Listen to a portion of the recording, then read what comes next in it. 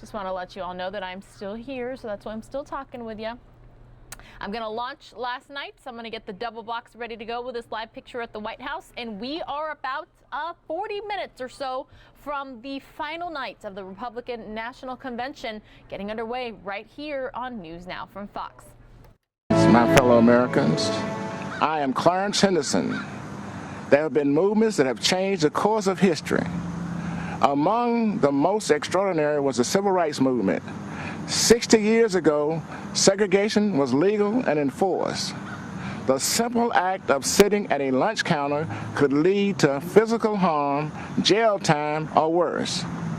I know from personal experience. Walking into Woolworth's department store on February 2nd, 1960, I knew it was unlike any day I'd experienced before. My friends had been denied service the day before because of the color of their skin. We knew it wasn't right. But when we went back the next day, I didn't know whether I was going to come out in a vertical or prone position, in handcuffs or on a stretcher, or even in a body bag. By sitting down to order a cup of coffee, we challenged injustice. We knew it was necessary, but we didn't know what would happen. We faced down the KKK. We were cursed at and called all kinds of names. They threatened to kill us, and some of us were arrested, but it was worth it. Our actions inspired similar protests throughout the South against racial injustice. And in the end, segregation was abolished, and our country moved a step closer to true equality for all. That's what actual peaceful protest can accomplish. America isn't perfect. We're always improving. But the great thing about this country is that it's not where you come from, it's where you're going. I was born on what some would call the wrong side of the tracks. I don't even have a birth certificate. I never attended an integrated school, and am the only one out of my immediate family who graduated from college, an HBCU. I'm a military veteran and a civil rights activist. And you know what else? I'm a Republican, and I support Donald Trump. If that sounds strange, you don't know your history. It was the Republican Party that passed the 13th Amendment, abolishing slavery. It was a Republican Party that passed the 14th Amendment, giving black men citizenship. It was the Republican Party that passed the 15th Amendment, giving black men the right to vote. Freedom of thought is a powerful thing. There are Americans, voters all over the country, who media is trying to convince to conform to the same old Democratic talking points. You know what that'll get you? The same old results. Joe Biden had the audacity to say, if you don't vote for him, you ain't black. Well, to that I say, if you do vote for Biden, you don't know history. Donald Trump is not a politician. He's a leader. Politicians are a dime a dozen. Leaders are priceless. The record funding Trump gave HBCUs is priceless too. So are the record number of jobs he created for the black community, and the investment he drove into our neighborhoods with tax incentives in opportunity zones. And so are the lives he restored by passing criminal justice reform, where 91% of the inmates released are black. These achievements demonstrate that Donald Trump truly cares about black lives. His policies show his heart. He has done more for black Americans in 4 years than Joe Biden has done in 50. Donald Trump is offering real and lasting change, an unprecedented opportunity to rise, a country that embraces the spirit of the civil rights movement of the 60s, a place where people are judged by the content of their character, their talents and abilities, not by the color of their skin. This is the America I was fighting for 60 years ago. This is the America Donald Trump is fighting for today. Let's all join in this fight for re-electing President Trump on November 3rd. Thank you.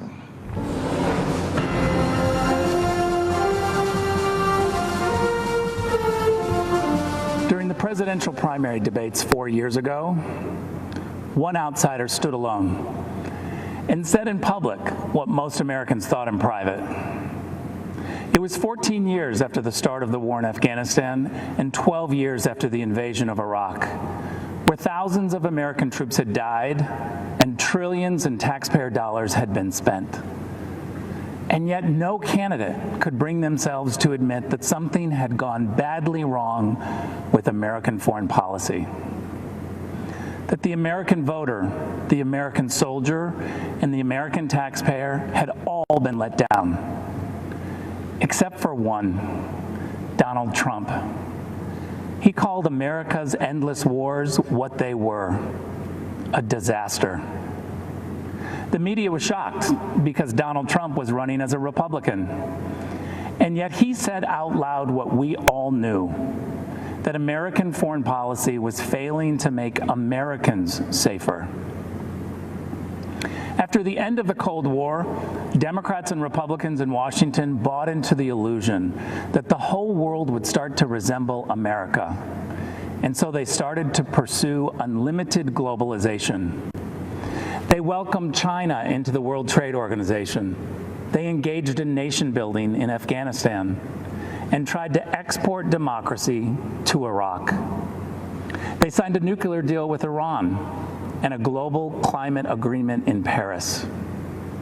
But they didn't ground any of it in the interests of the average American.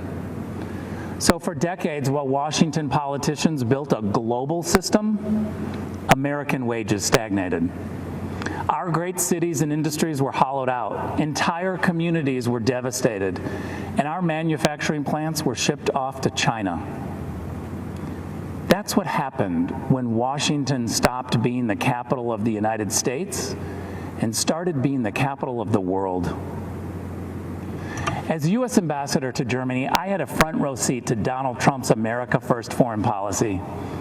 I wish every American could see how President Trump negotiates on their behalf. I've watched President Trump charm the Chancellor of Germany while insisting that Germany pay its NATO obligations. I was proud to witness President Trump say to foreign leaders, "I don't blame you for wanting America to pay for your security. I actually respect you for out-negotiating the presidents before me. But it stops with me. I won't let the American taxpayer be taken advantage of." Donald Trump's administration has always made clear that our priority is the American people's security. That's the job of all leaders, to put their people first. And we've seen how this strategy has succeeded. In 4 short years, Donald Trump has led even some Washington Democrats to agree on the Chinese threat, on trade deals that benefit America first, on alliances that share responsibility. In 4 years, Donald Trump didn't start any new wars. He brought troops home. He rebuilt the military and signed peace deals that make Americans safer. The Washington elites want you to think this kind of foreign policy is immoral, and so they call it nationalist. That tells you all you need to know. The DC crowd thinks when they call Donald Trump a nationalist, they're insulting him. As if the American president isn't supposed to base foreign policy on America's national interests. A return to the Biden way of thinking means America gives the radical terrorist regime in Tehran a plane load of cash in the middle of the night. Well, you see, President Trump also sent an aircraft in the middle of the night to deal with Iran. But that plane was on a different mission. An airstrike to take out the head of Iran's terror machine who plotted the deaths of Americans. But we also must be clear that when those who seek freedom take tremendous personal risk in places like Hong Kong, Tehran, or Minsk, there is no doubt who President Trump's administration supports. We will always stand with the people who fight for their God-given freedoms. Don't be fooled. The Washington establishment is trying to sell you on their candidate. Joe Biden was first elected to the Senate in 1972, 48 years ago.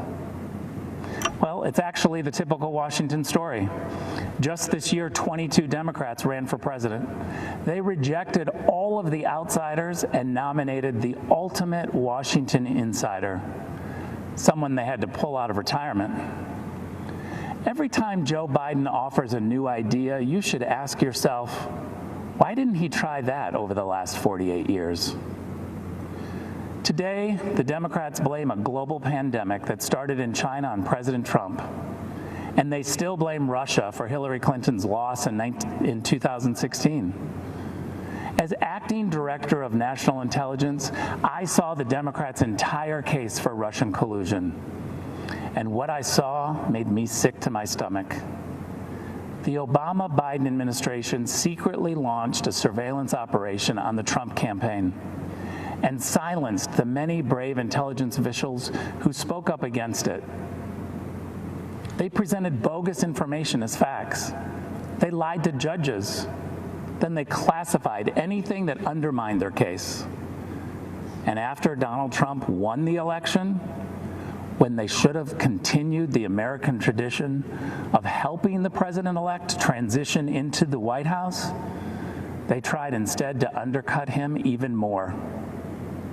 Former Vice President Joe Biden asked intelligence officials to uncover the hidden information on President Trump's incoming national security advisor 3 weeks before the inauguration.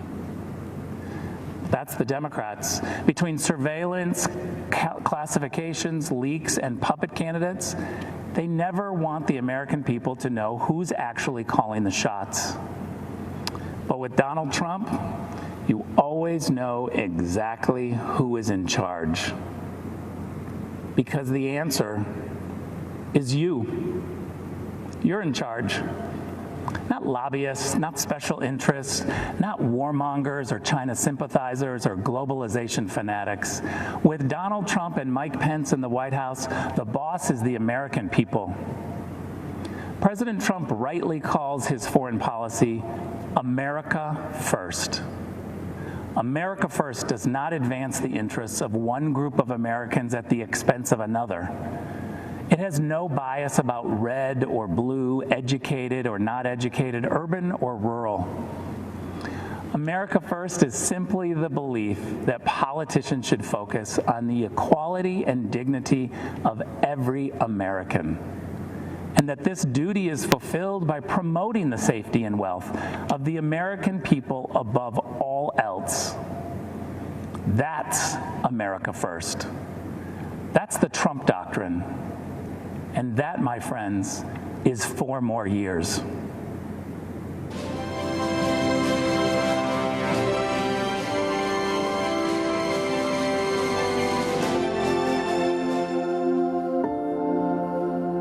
By dawn's early light, millions of Americans give thanks for this land, our liberties, and those who defend it. That same pride inspired the words of our national anthem, penned here as the smoke of battle lifted over 2 centuries ago. When those American soldiers bravely fought and died, repelling the British onslaught, they did so not only for our people, which that flag represented, but for our principles, for which the flag stood, our God-given freedoms, the right to life, liberty, and the pursuit of happiness, equality under the law, government by the people. These are the threads that bind us together as Americans, for we are not a nation born of blood, but of belief. And even though that old flag has sometimes been battered and beaten, faded and forgotten, fired upon and set ablaze, there are heroes throughout our history who have picked up those tattered strands, mended them, and raised our flag anew. Just as the soldiers at Fort McHenry fought in defense of the beliefs that bind us today, there are new leaders who have devoted their life to do the same.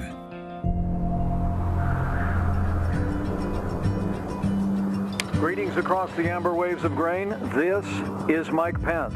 Across Indiana highways and homes, his voice warmly welcomed Hoosiers each morning.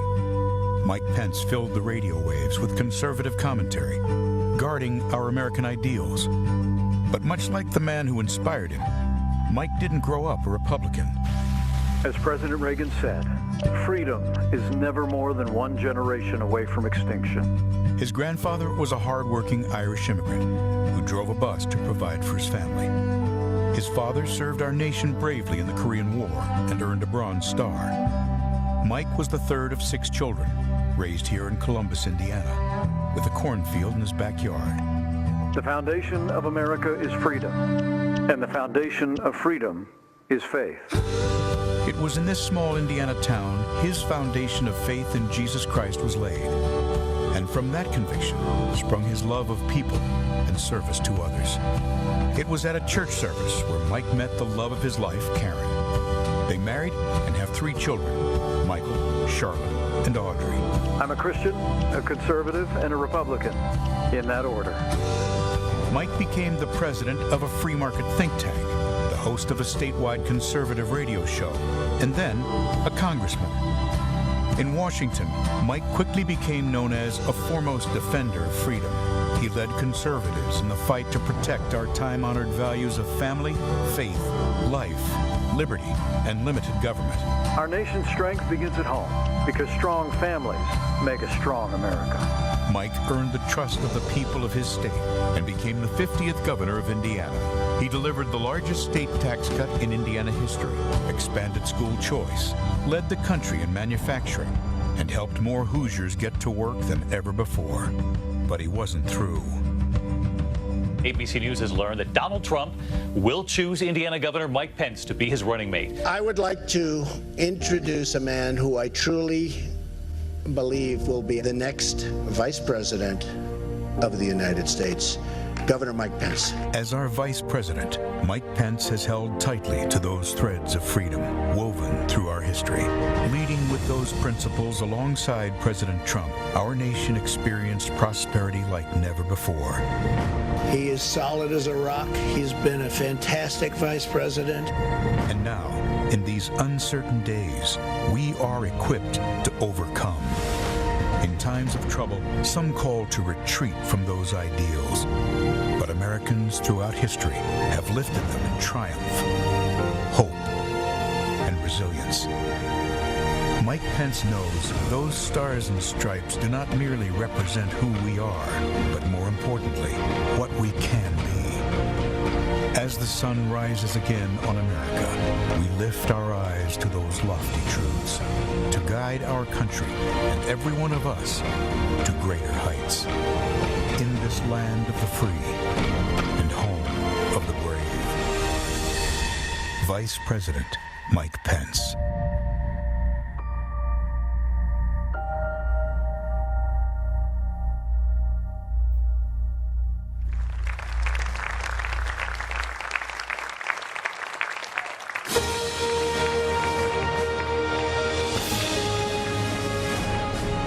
Please welcome the Vice President of the United States, Mike Pence, accompanied by the Second Lady, Mrs. Karen Pence.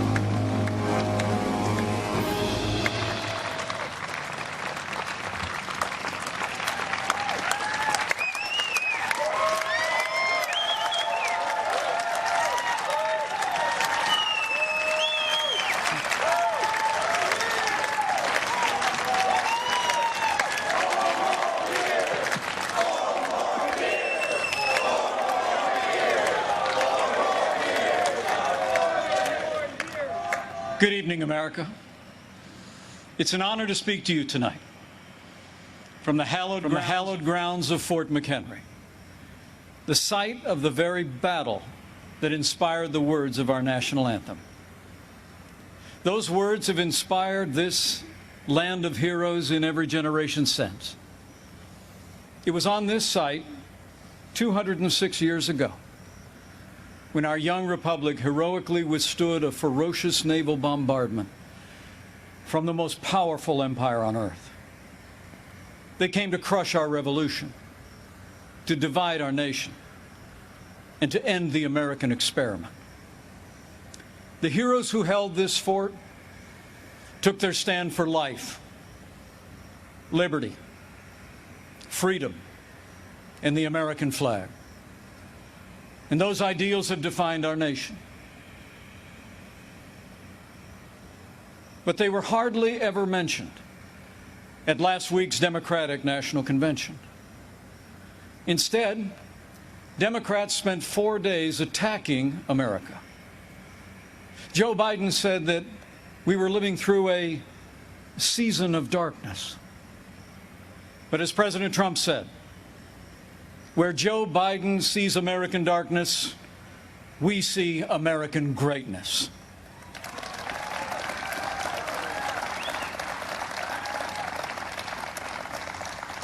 In these challenging times, our country needs a president who believes in America, who believes in the boundless capacity of the American people to meet any challenge, defeat any foe, and defend the freedoms we hold dear. America needs 4 more years of President Donald Trump in the White House.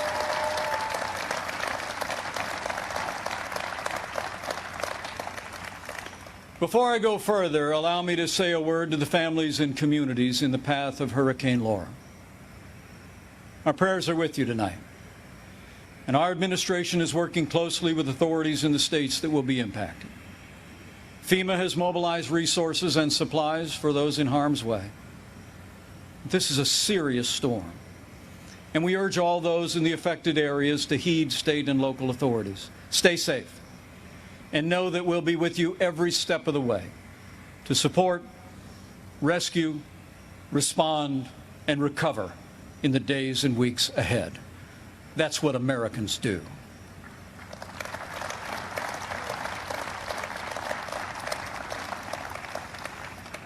Four years ago, I answered the call to join this ticket because I knew that Donald Trump had the leadership and the vision to make America great again. And for the last 4 years, I've watched this president endure unrelenting attacks, but get up every day and fight to keep the promises that he made to the American people. So with gratitude for the confidence President Donald Trump has placed in me, the support of our Republican Party, and the grace of God, I humbly accept your nomination to run and serve as Vice President of the United States.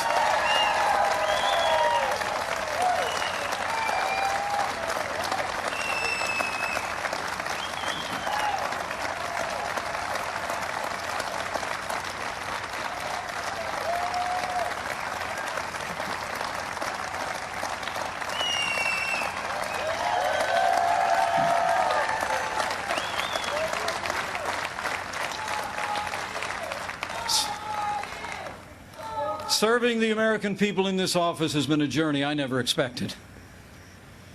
It's a journey that would not have been possible without the support of my family, beginning with my wonderful wife, Karen.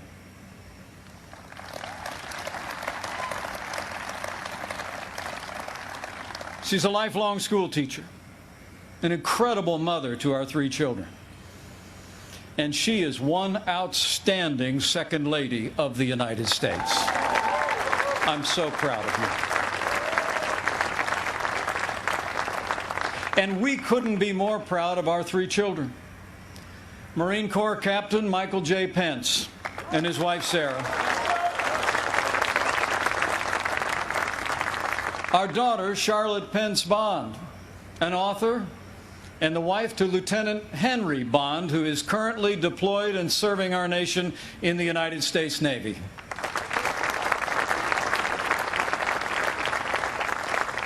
And our youngest, a recent law school grad, our daughter Audrey, and her fiancé, who, like so many other Americans, had to delay their wedding this summer.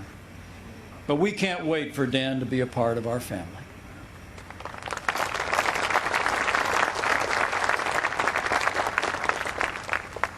In addition to my wife and kids, the person who shaped my life the most is also with us tonight.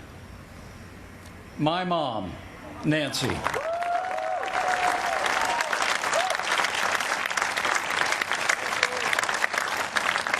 She is the daughter of an Irish immigrant, 87 years young.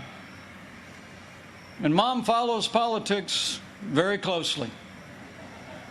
And the truth be told, sometimes I think I'm actually her second favorite candidate on the Trump-Pence ticket. Thank you, Mom. I love you. Over the past 4 years, I've had the privilege to work closely with our president.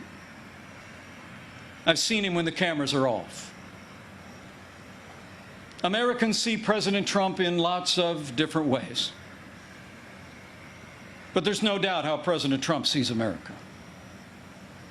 He sees America for what it is. A nation that has done more good in this world than any other. A nation that deserves far more gratitude than grievance. And if you want a president who falls silent when our heritage is demeaned or insulted, he's not your man.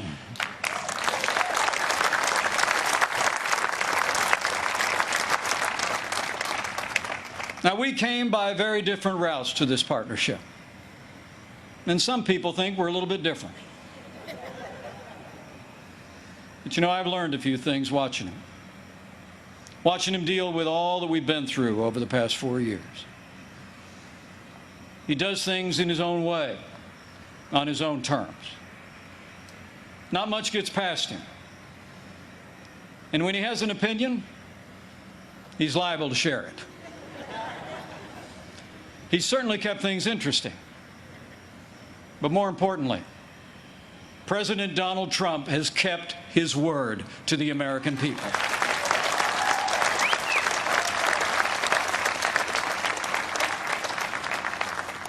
In a city known for talkers, President Trump is a doer. And few presidents have brought more independence, energy, or determination to that office.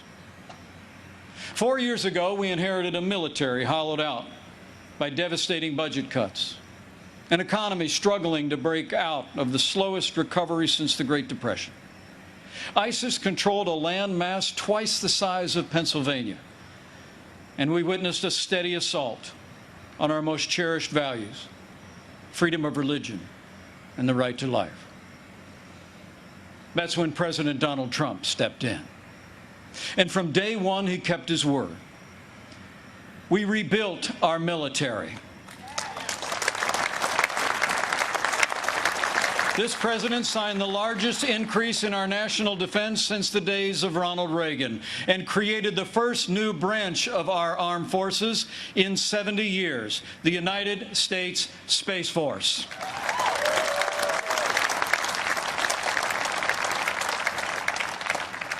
And with that renewed energy, we also returned American astronauts to space on an American rocket for the first time in nearly 10 years.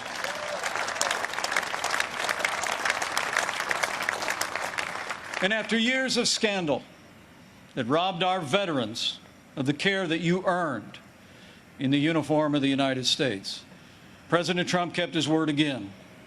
We reformed the VA, and Veterans Choice is now available for every veteran in America.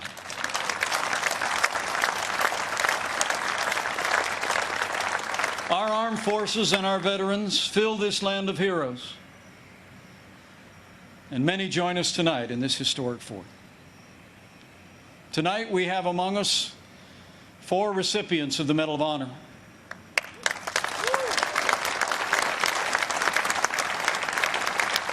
Six recipients of the Purple Heart. A Gold Star Mother of a gallant native seed.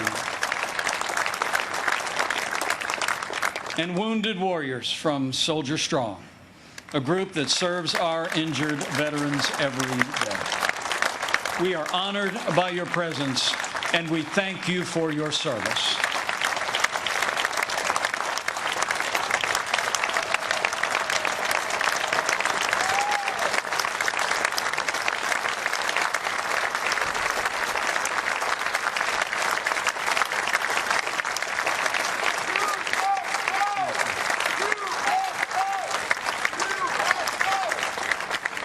With heroes just like these, we defend this nation every day. And under this Commander-in-Chief, we've taken the fight to radical Islamic terrorists on our terms, on their soil. Last year, American armed forces took the last inch of ISIS territory, crushed their caliphate, and took down their leader without one American casualty. And I was there when President Trump gave the order to take out the world's most dangerous terrorist. Iran's top general will never harm another American because Qasem Soleimani is gone.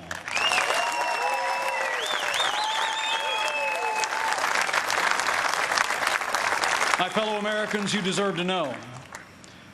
Joe Biden criticized President Trump following those decisions. Decisions to rid the world of two terrorist leaders. But it's not surprising, because history records that Joe Biden even opposed the operation that took down Osama bin Laden. It's no wonder that the Secretary of Defense under the Obama-Biden administration once said that Joe Biden has been, and I quote, wrong on nearly every major foreign policy and national security issue over the past 4 decades. So we've stood up to our enemies, and we've stood with our allies. Like when President Trump kept his word and moved the American embassy to Jerusalem, the capital of the State of Israel, setting the stage for the first Arab country to recognize Israel in 26 years. Closer to home, we appointed more than 200 conservative judges to our federal courts. We supported the right to life and all the God-given liberties enshrined in our Constitution, including the Second Amendment right to keep and bear arms. And when it came to the economy, President Trump kept his word and then some. We passed the largest tax cut and reform in American history.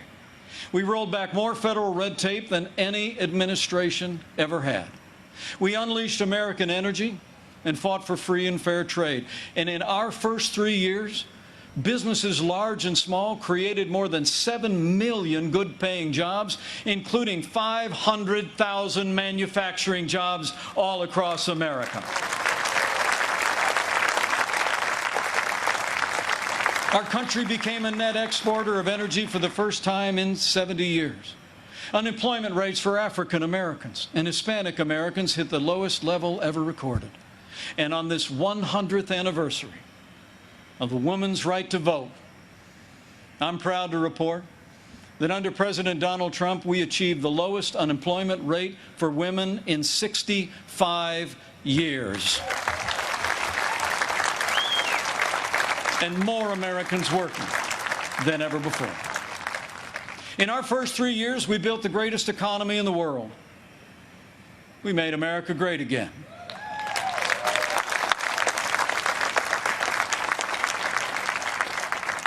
And then the coronavirus struck from China. Before the first case of the coronavirus spread within the United States, the president took unprecedented action and suspended all travel from China, the second largest economy in the world. Now, that action saved untold American lives. And I can tell you firsthand, it bought us invaluable time to launch the greatest national mobilization since World War II. President Trump marshaled the full resources of our federal government from the outset. He directed us to forge a seamless partnership with governors across America in both political parties. We partnered with private industry to reinvent testing and produce supplies that were distributed to hospitals around the land. Today, we're conducting more than 800,000 tests a day, and we have coordinated the delivery of billions of pieces of personal protective equipment for our amazing doctors, nurses, and healthcare workers.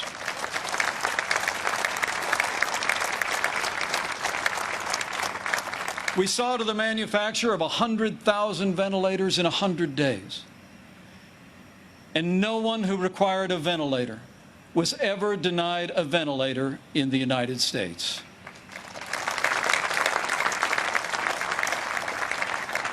We built hospitals, surged military medical personnel, and enacted an economic rescue package that saved 50 million American jobs. As we speak, we're developing a growing number of treatments known as therapeutics, including convalescent plasma, that are saving lives all across America. Now, last week, Joe Biden said that no miracle is coming.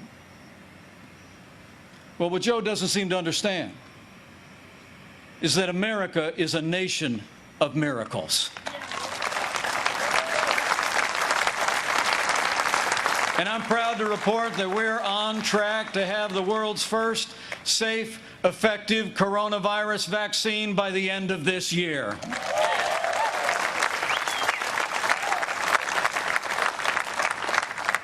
After all the sacrifice in this year like no other, all the hardship, we're finding our way forward again. But tonight, our hearts are with all the families who've lost loved ones and have family members still struggling with serious illness. In this country, we mourn with those who mourn. We grieve with those who grieve.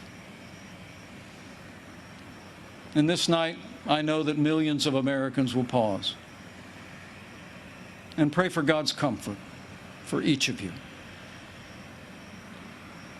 You know, our country doesn't get through such a time unless its people find strength within. The response of doctors, nurses, first responders, farmers, factory workers, truckers, and everyday Americans who put the health and safety of their neighbors first has been nothing short of heroic.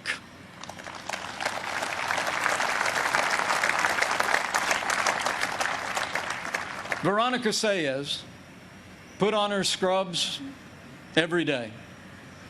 Day in and day out, went to work in one of New York City's busiest hospitals. She stayed on the job, put in the long hours until it was done, and then got back in her neighborhood and helped neighbors and friends struggling. Her brother William is a New York City firefighter. And they're both emblematic of heroes all across this country. They're with us tonight. And I say to them and to all of you, you have earned the admiration of the American people, and we will always be grateful for your service and care.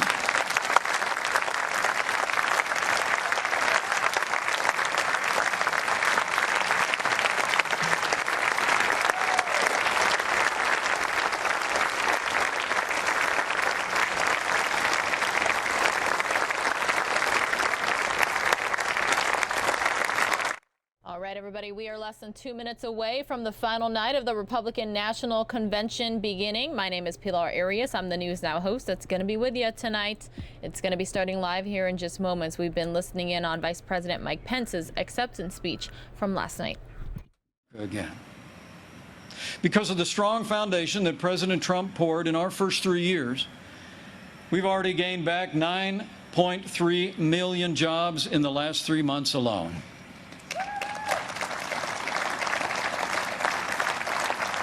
And we're not just opening up America again. We're opening up America's schools.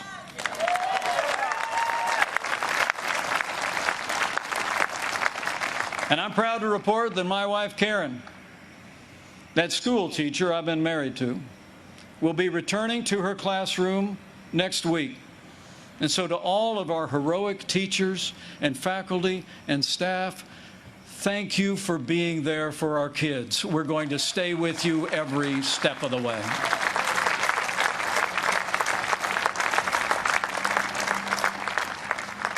In the days ahead, as we open up America again, I promise you, we'll continue to put the health of America first. And as we work to bring this economy back, we all have a role to play, and we all have a choice to make. On November 3rd, you need to ask yourself, who do you trust to rebuild this economy? A career politician who presided over the slowest economic recovery since the Great Depression? Or a proven leader who created the greatest economy in the world? The choice is clear. To bring America all the way back, we need 4 more years of President Donald Trump. Someone once said that America is great because it is good, and that if America ceases to be good, it will no longer be great. It is the goodness in Americans that informs the greatness of America. The freedom to do what is right and good for yourself, your family. To reap the blessings of hard work, to accomplish dreams, to live securely, to help others. Not by force of government, but by goodness of heart, where rights are not granted by government or claimed by identities, but are unalienable as members of the human race.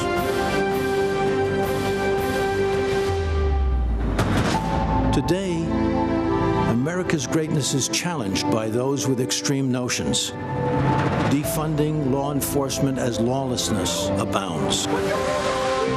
Hateful rhetoric, telling you what to wear and when you can work, limiting free speech and freedom of worship. Old ideas of socialism repackaged in redefined words. Let us restore the values that made America great. We will make America strong again. Return to the higher standard. We will make America proud again. A land of freedom of speech, of worship. We will make America safe again. A land of security and prosperity. And we will make America great again. A land of greatness.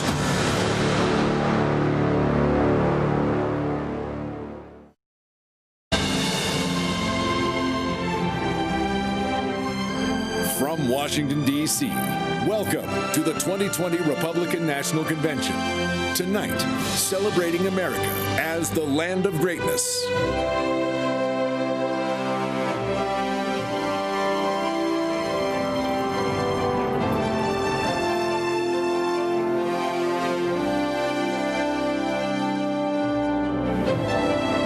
Let us pray. Our Heavenly Father, which art in heaven, we thank you for the great bounty you have bestowed on this nation and the many blessings we have received these past 4 years. We are forever grateful. As we come tonight, our country is facing trouble. Tens of thousands are in the path of a deadly storm. The pandemic has gripped millions of hearts with fear. We're divided. We have witnessed injustice. Anger and despair have flowed into the streets. We need your help. We need to hear your voice at this crucial hour. We ask that you would unite our hearts to be one nation under God, for you are our only hope. We declare today our total dependence upon you and our need of repentance as a people. I thank you tonight for our President, Donald J. Trump. We pray that you would give him wisdom from on high, clarity of vision, and strength as he leads this nation forward. Bless him. We We pray for our First Lady, Melania, their son, Barron, and all of the family. Protect them and keep them strong and safe. We thank you for Vice President Mike Pence, for his steady hand and clear voice. We pray for Second Lady Karen Pence and their family. Father, we know that you can make this nation great once again if we turn our eyes and our hearts to you and follow your word in obedience. May your will be done on this earth as it is in heaven. And we pray this in the mighty name of your Son, my Lord and Savior, Jesus Christ. Amen.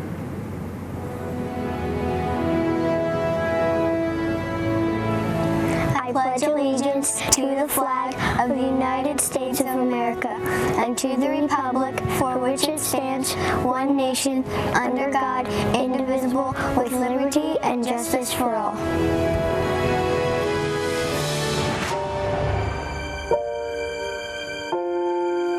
As Americans, we carve our own destiny.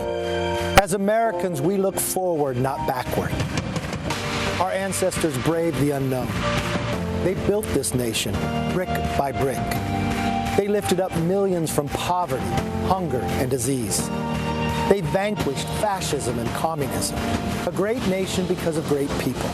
And no one has done more to protect and advance it than President Trump.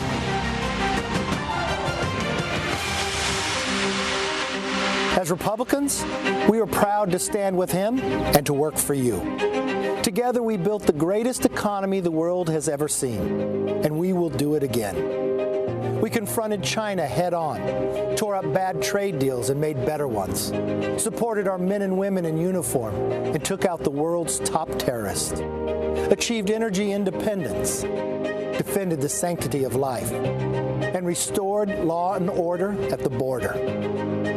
But as every American knows, we face an invisible enemy that we didn't ask for nor invite, but we will defeat it. We will defeat it because America is where innovation happens, and we are developing a vaccine in record time.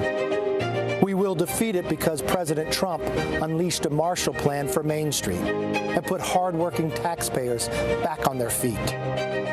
We will defeat it because tough times don't last. Tough Americans do. And that is what this election is all about. You, not us. Joe Biden and Kamala Harris think this election is about the government. They're wrong. It's about your family and your future. And to secure what really matters, we will call on the bedrock of what makes us the greatest country in the world, the American promise. A promise that everyone is equal under God, under the Constitution and under the law. A promise that government is accountable to we the people. A promise that if you work hard and play by the rules, your opportunities are endless. As Republicans, it's our mission to renew the American dream, restore our way of life, and rebuild the greatest economy in the world. The Socialist Democrats have a different agenda. They will dismantle our institutions, defund our police, and destroy our economy. So as you cast your vote this November, remember this. 4 years ago, President Trump promised to be your voice. He kept that promise, but there's still so much more to do.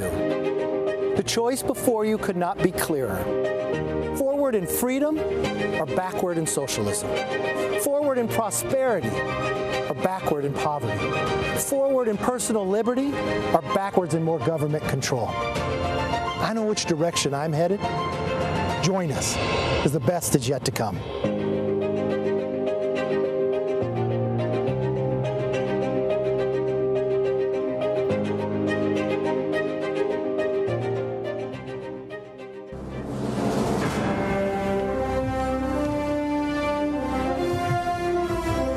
Hello, my name is Jaron Smith. 20 years ago, I moved to Washington, D.C. to attend Howard University. I was at a crossroads, just like America is today. I grew up on Strand Hill Road in Cleveland, a blue-collar street in a blue-collar city. When the media talks about forgotten places or working-class people who are overlooked and struggling hard, there's usually some stock photo of people who don't look like me. They never seem to show people like my mom, who worked 2 jobs as a gas station clerk, and a mom. She showed me how to persevere. They never seem to show people like my dad, who plowed snow in the winter and paved streets in the summer, who stood by me through thick and thin and taught me strong values every day. They never seem to show people like me. At first, I didn't live the values my parents taught me. I won a starting spot on the varsity football team, but I only had a 1.9 GPA. But then I broke my leg. It took a broken leg for me to really get moving in life. I prioritized schoolwork, went to Howard, and ended up working for the President of the United States. Growing up, I'd never really known a Republican. I believed all the stereotypes. It took a meeting Republicans who shared my values to show me I was wrong.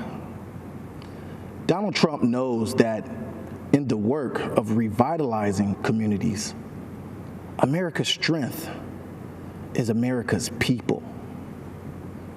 And I can tell you, he really cares, and he takes action.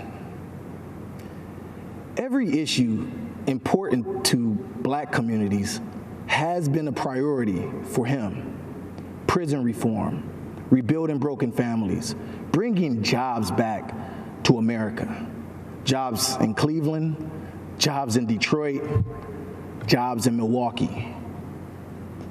President Trump knows that education is the great equalizer. That's why he secured record and permanent funding for historically Black colleges and universities, and is fighting hard for school choice. In the wake of the murder of Ahmaud Arbery, George Floyd, and legend Taliaferro, a moment of national racial consciousness, I have seen his true conscience. I just wish everyone could see the deep empathy he shows to families whose loved ones were killed in senseless violence. President Trump has made it clear that if you want safe communities, you must have police departments with the highest standards. I'll never forget Strand Hill Road or the people of Cleveland. They're tough, smart, and tell it like it is. That's President Trump. For a New Yorker, he's got a lot of Cleveland heart. And I'm proud to say that he's my president. God bless America.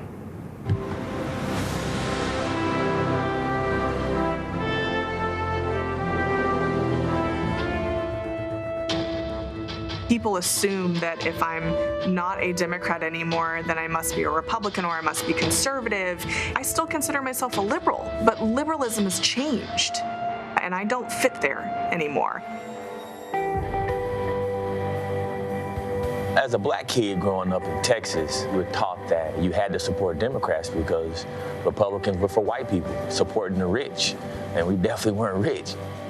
Basically, our default setting is to be a Democrat. I'm a Democrat. My parents are Democrats. I was a huge Obama supporter. In the 2016 primary, I voted for Bernie Sanders. I mean, I was a socialist. And it wasn't until we got married and began expecting our own family that I began to kind of question whether or not the things that we were really promoting and supporting were in line with the way we were living.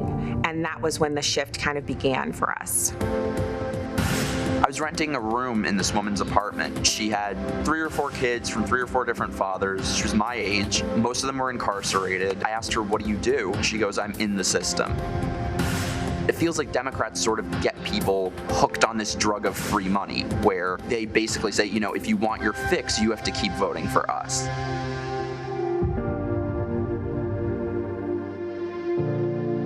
And then this bold man comes down an escalator in New York City. I couldn't come out and say it right away, but deep down inside, I knew it was going to be the first Republican that I ever voted for.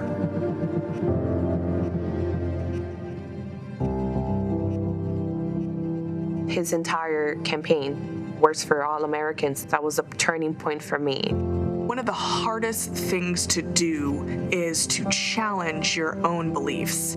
Going straight to the source is really how I was able to overcome some of those pitfalls. And so I want people to hear my story and know that you can actually go from being a Democratic socialist to a Trump supporter, but you have to look deeper. I think there's a political realignment that's taking place. I've always been very anti-war, and now Trump is by a mile the anti-war candidate. I've always been very much for free speech. Trump is now by a mile the more pro-free speech candidate. What's at stake in November is pretty much everywhere you look. You either see prosperity and liberty and things that you want to preserve, or if you're a Democrat, everywhere you look, you see something you want to tear down and remake in the image of some other country that's not as successful as we are. I'm trying to conserve our values, our Constitution, our God-given rights, right to bear arms, freedom of speech, all the things that has always made this country great. You know, it took me a good long time to get here, but I hope that Trump wins and that we can continue with the progress that he's made and the policies that he's put into place. Let's get our economy back on track and let's be moving in the right direction.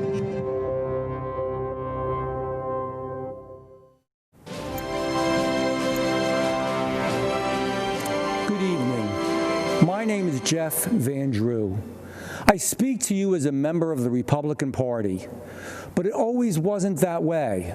How I became a Republican says a lot about today's Democratic Party. I'm from South Jersey, where we work hard, look after our neighbors, and care about our communities. Years ago, I was a local dentist and was asked by the Democrats to run for a town council seat. I had my doubts, and I explained that my views were middle of the road to conservative, but the local leaders said the Democratic Party was a big tent and that they accepted people like me. I was elected to council as a Democrat. But as I won seats for county office, state legislature, and then Congress, I noticed things were changing. The Democratic Party had become less accepting of American tradition, less believing in American exceptionalism, less supportive of traditional faith and family. This was not the party that I knew. In 2018, after being elected to Congress as a Democrat, I was already uncomfortable with a San Francisco liberal running the House, which is why my first vote in Congress was cast against Nancy Pelosi for Speaker. But imagine how I felt after seeing members of the squad quickly take control of the Democratic Party just weeks after being elected. The party had moved from liberal to radical. This new Democratic Party wasn't just for higher taxes. Now they were for open borders, against our police, and against our God-given rights. When the radical Democrats went after President Trump with impeachment, they made another mistake. Democratic leaders told me that I had to vote for impeachment or my life would be made difficult, and I wouldn't be allowed to run again. Listen, I'm from South Jersey, and you better come at me with more than just loud words and empty threats. I voted no on impeachment, and it was an easy call. Soon after, I met with President Trump, and he made me feel more comfortable and welcome in the Oval Office than Nancy Pelosi ever made me feel in her caucus. And a few days later, I officially changed parties, and I became a Republican. Let me tell you about Joe Biden. When the Democrats tried to order me around, I was ready, willing, and able to say, I've had enough with their radical socialist agenda. Do you really believe Joe Biden is ready, willing, and most of all, able to do the same? As Joe says, come on, man. Joe Biden is being told what to do by the radicals running my former party, the same radicals trying to install him as their puppet president. When I'm at my local diner, I tell people that America is the best nation in the world and that President Trump has helped make it that way. Republicans, independents, and even Democrats, they all know that in President Trump's America, we have a strong military, strong support for our police, strong support for our veterans, and strong support for our seniors. In President Trump's America, we have a strong supply chain, good schools, we're energy independent, and we protect our environment. There are a lot of Democrats who support our president and are disgusted for what their old party, what my old party, has become. Here's my advice. Be true to who you are now, not who the Democrats used to be. That's why I'm a proud Republican and why I will be voting for Donald Trump. Thank you. And may God bless you, God bless our president, and God bless the United States of America.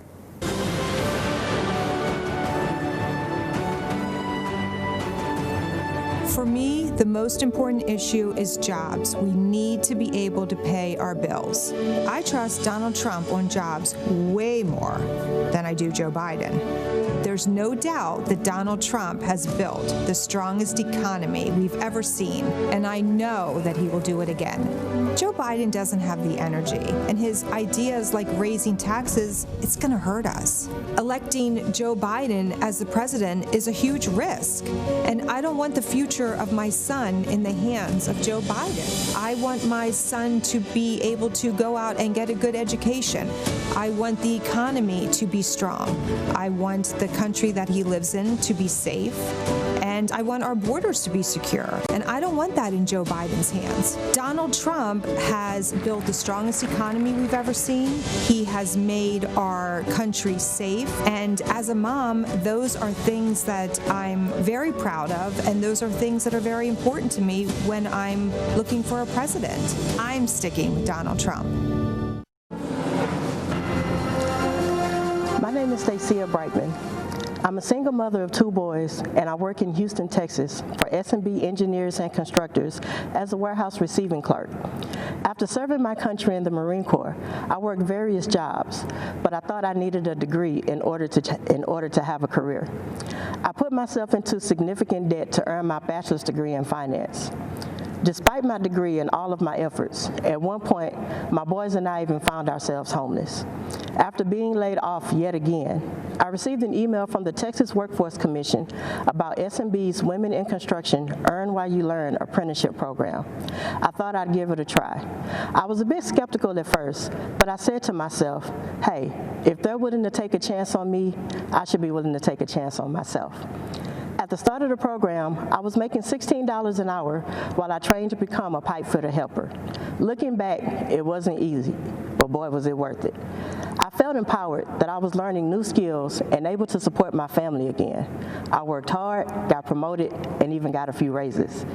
Later, I learned what President Donald Trump and Ivanka Trump were doing behind the scenes to make sure that people like me and you had a chance to rise up and succeed. President Trump started the National Council for the American Worker and the American Workforce Policy Advisory Board. Together with Ivanka, he wrote policies that made it easy for states and companies to give opportunities to hardworking Americans like me. The President and Ivanka also partnered with the Ad Council to launch FindSomethingNew.org, helping to connect workers and workers with training and apprenticeship programs where they live. If you find yourself in a situation like mine, where you feel you have nowhere to turn, nothing to really fall back on, and you feel like no one believes in you, go online to FindSomethingNew.org and see that President Trump believes in you. And more importantly, please believe in yourself. Keep trying, keep pushing.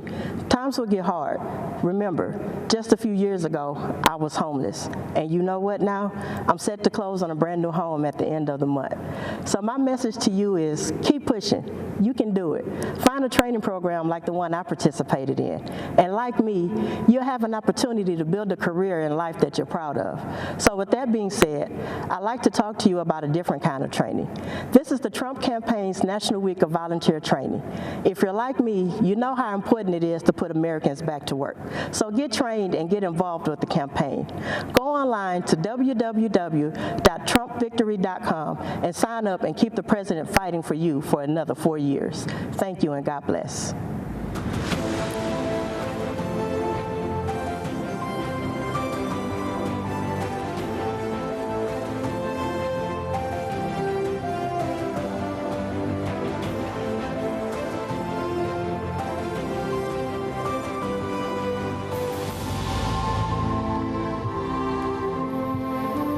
My name is Dan Scavino.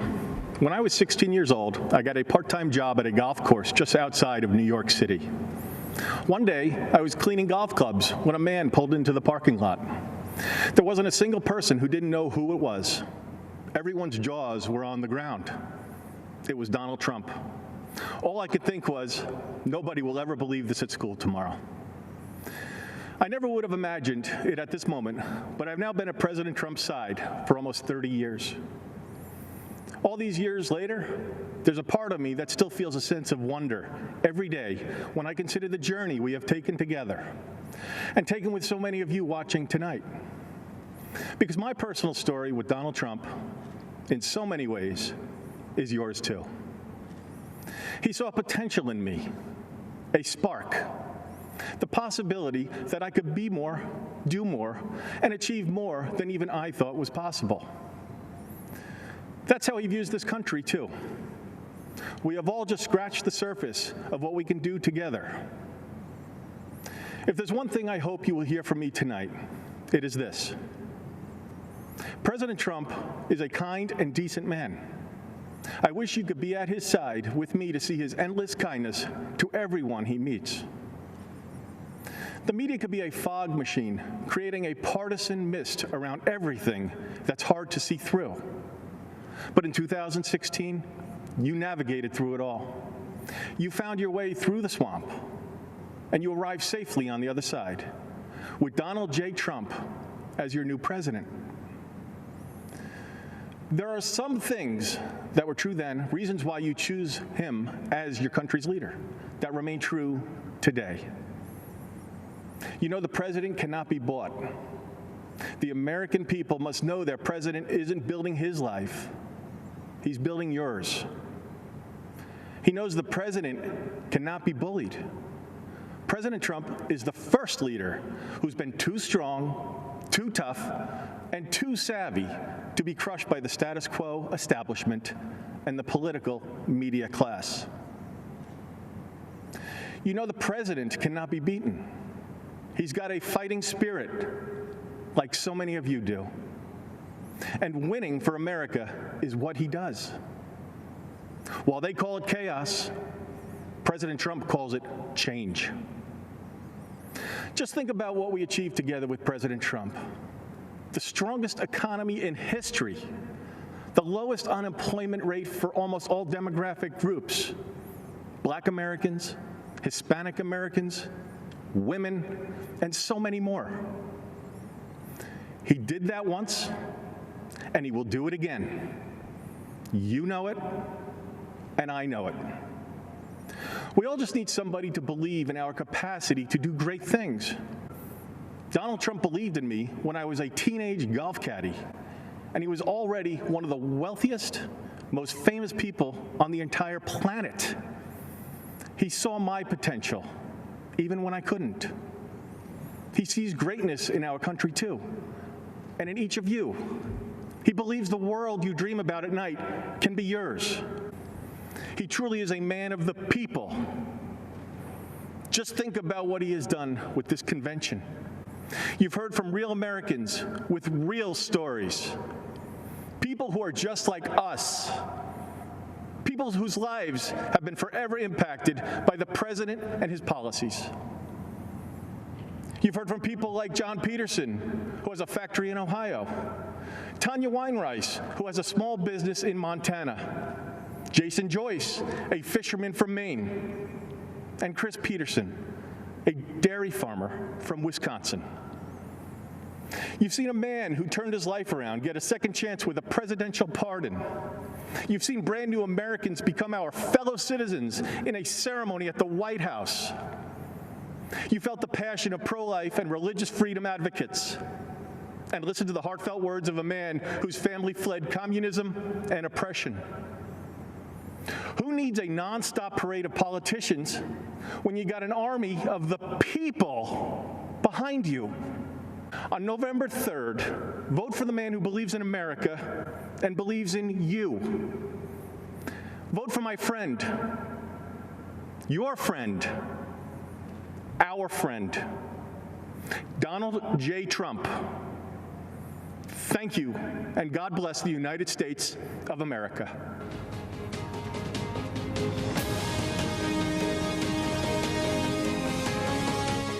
Good evening. It's an honor to come before you tonight from the Commonwealth of Kentucky.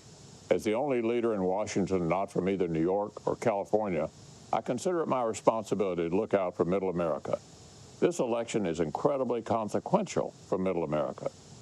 President Trump knows he inherited the first generation of Americans who couldn't promise their children a better life than their own. He's made it his mission of this administration to change that.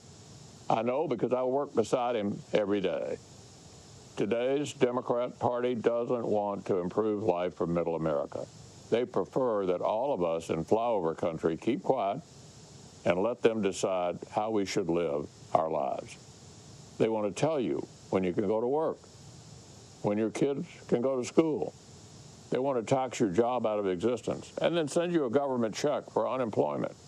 They want to tell you what kind of car you can drive, what sources of information are credible, and even how many hamburgers you can eat. They want to defund the police and take away your Second Amendment rights. They want free health care for illegal immigrants, yet they offer no protection at all for unborn Americans. They want to pack the Supreme Court with liberals intent on eroding our constitutional rights. And they want to codify all this by making the swamp itself, Washington, D.C., America's 51st state. With 2 more liberal senators, we cannot undo the damage they've done. Now you understand why Democrats spent an entire week telling us about who Joe Biden is, not what he intends to do. I'm immensely proud of the work the Republican Senate has done. We are the firewall against Nancy Pelosi's agenda. Like President Trump, we won't be bullied by a liberal media intent on destroying America's institutions. We will stand our post on behalf of the millions of Americans whose stories aren't told in today's newspapers, whose struggles are just as real. We'll continue to support American families as we defeat the coronavirus and return our economy to the envy of the world.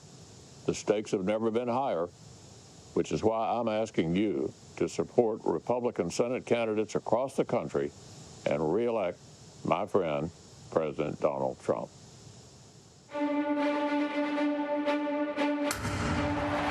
So all of these titans of American sport know that many of life's most valuable lessons are learned on the field of competition, and the ability to overcome adversity. But I might have been given a bad grade, but I've got an awful lot to live for. And your relentless will to win, win, win. These qualities embody the American spirit of pushing boundaries, defying limits. It's a game cast in sports immortality. And always striving for greatness. You stayed in the fight. You finished the fight. Often bumpy roads lead to beautiful places. This great building is celebrating great people. And your winners all. Would you please rise for the playing of our national anthem? It's our honor to be in the company of great, great champions. Team USA will indeed our sports back. We can't wait to see what's next. Never give up, never lose faith, never ever quit. Just keep forging ahead. Give everything you've got. Victory is always within reach.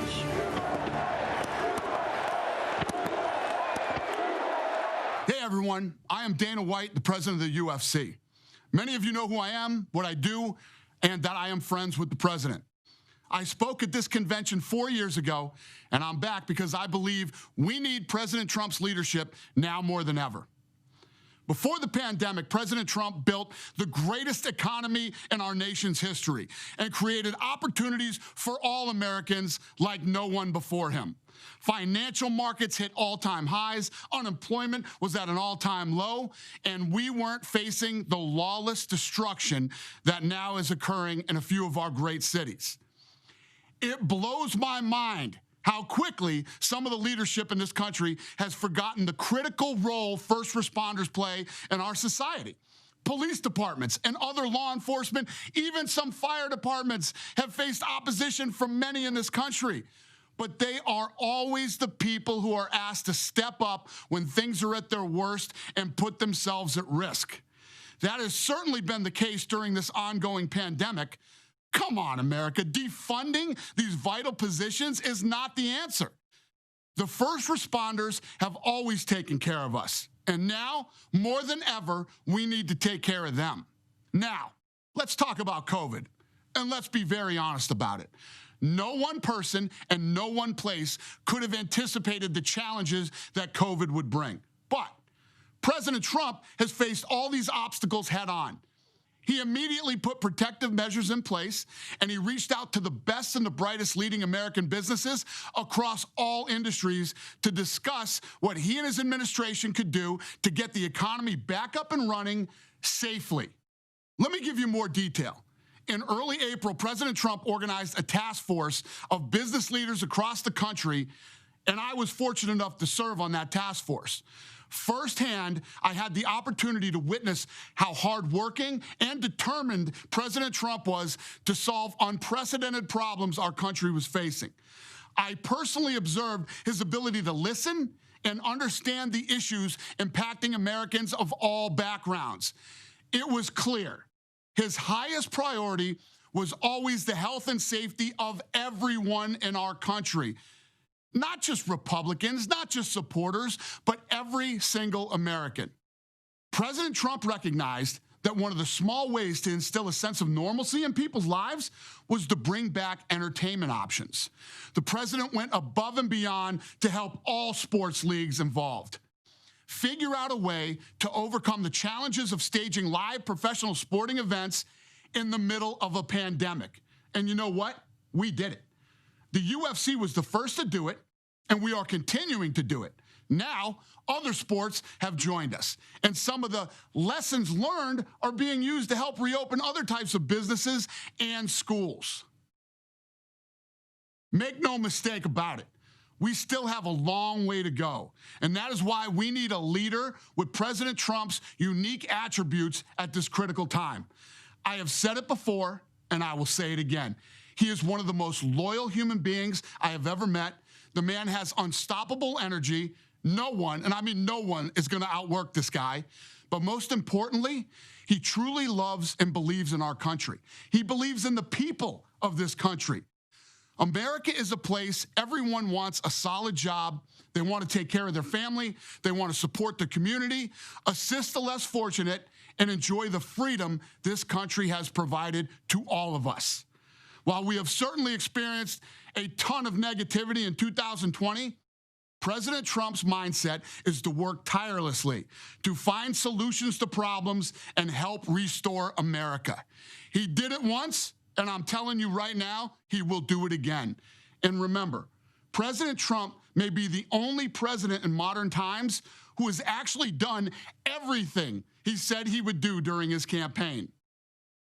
There's this quote that I love from Ronald Reagan, where he said, "There isn't any problem we can't solve if government will give us the facts, tell us what needs to be done, then get out of the way and let us have at it." And what that means to me is, as Americans, We work hard to overcome adversity, and we face the tough times head on, irrespective of your gender, race, religion, or sexual orientation.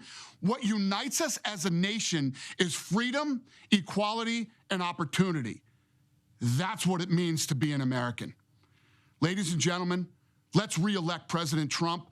Let's figure out what the problems are and continue to find solutions to those problems. Then let's get to work. I'd like to close with this. While it's critically important to re-elect President Trump, this pandemic has also taught us to be very, very careful who you select as your next governor, senator, congressperson, and mayor. It is so important to vote. And don't think that your vote doesn't matter, because to be honest with you, it has never mattered more than it does right now. Thank you, and have a great evening, America.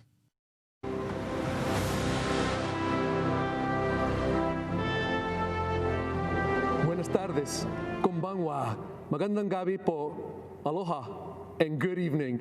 I'm Utah Attorney General Sean Reyes.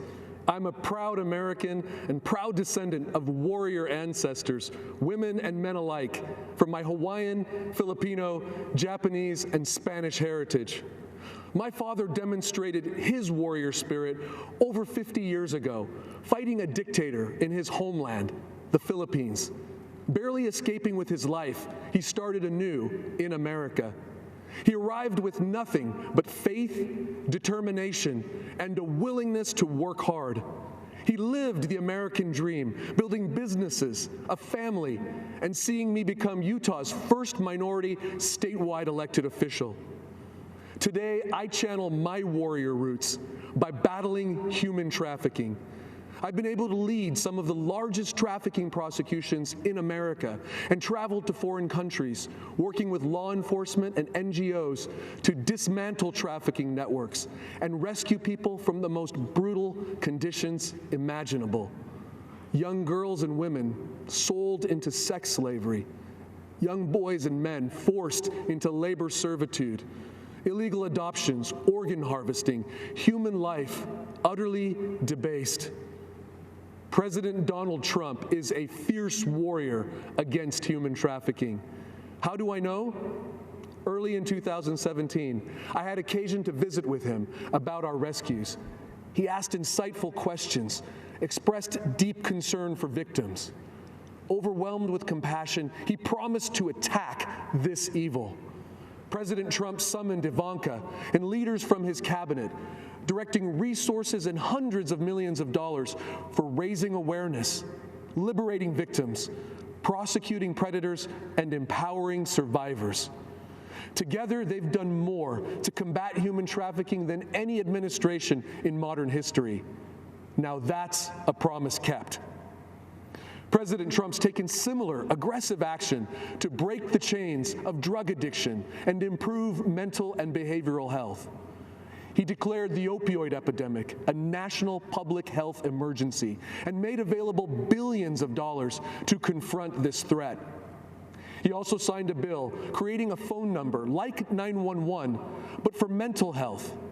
When activated, 988 will be a lifeline for those struggling with thoughts of suicide, depression, addiction, self-harm, or even hurting others. It will save countless American lives. A few months ago, my father, my warrior hero, lost his fight with cancer. When he passed, he had by his bedside his scriptures, family photos, and a pen President Trump gave me to give him. Dad loved that pen. It represented freedom to him, the freedom that only exists when someone is willing to fight for it. To my father, President Trump is that ultimate warrior fighting for our freedom. If you listen to Democrats, the media, and liberal elite, they will tell you that America's light doesn't shine as brightly around the world as it once did. That is simply not true. The same light that brought my father to America inspires the desperate and downtrodden equally today. Believe me, I interact with some of the most marginalized victims on earth, and they love America. They love President Trump because he's fighting for their freedom and America's freedom. Thank you, President Trump. God bless you, and God bless America, this land of greatness.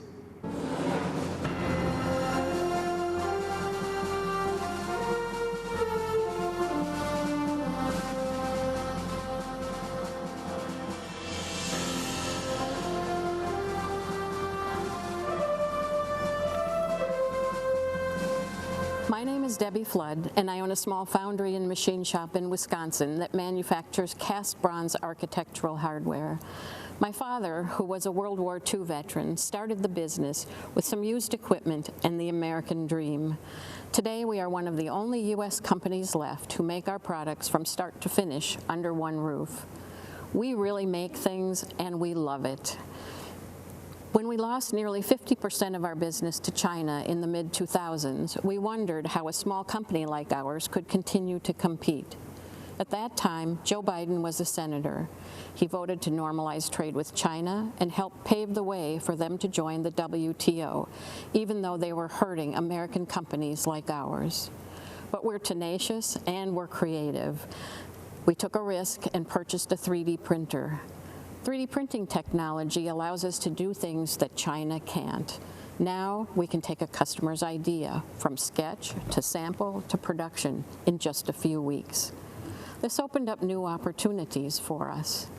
Later, we fought our way through the Great Recession. Then Donald Trump was elected, and we breathed a sigh of relief. He actually fought for American workers and American craftsmen. He actually cared about bringing back those three beautiful words, made in America. We no longer had to succeed despite government. Now the government was on our side. We enjoyed a thriving economy stimulated by President Trump's pro-business and pro-worker policies. Thanks to the Trump tax cuts, I've been able to raise my employees' wages, so they got a pay raise and a tax cut. Even in the face of the pandemic, the president doubled down on his support for business. Thanks to President Trump, our business was approved for the Paycheck Protection Program. That allowed us to keep our people working at a time when the future was very uncertain. Our president understands that the best solutions unleash the innovation of American entrepreneurs and the creativity of American workers. Joe Biden doesn't really know anything about business or creating jobs. He spent 47 years in government, and it's doubtful that he'll finally figure it out in year 48. He's pledged to raise our taxes and bring back excessive regulation. I own a business whose mission it is to solve problems. Anything can be solved with a little creativity. It takes courage, commitment, and ideas. And those are all things that come naturally to President Trump. And that's why he has my support.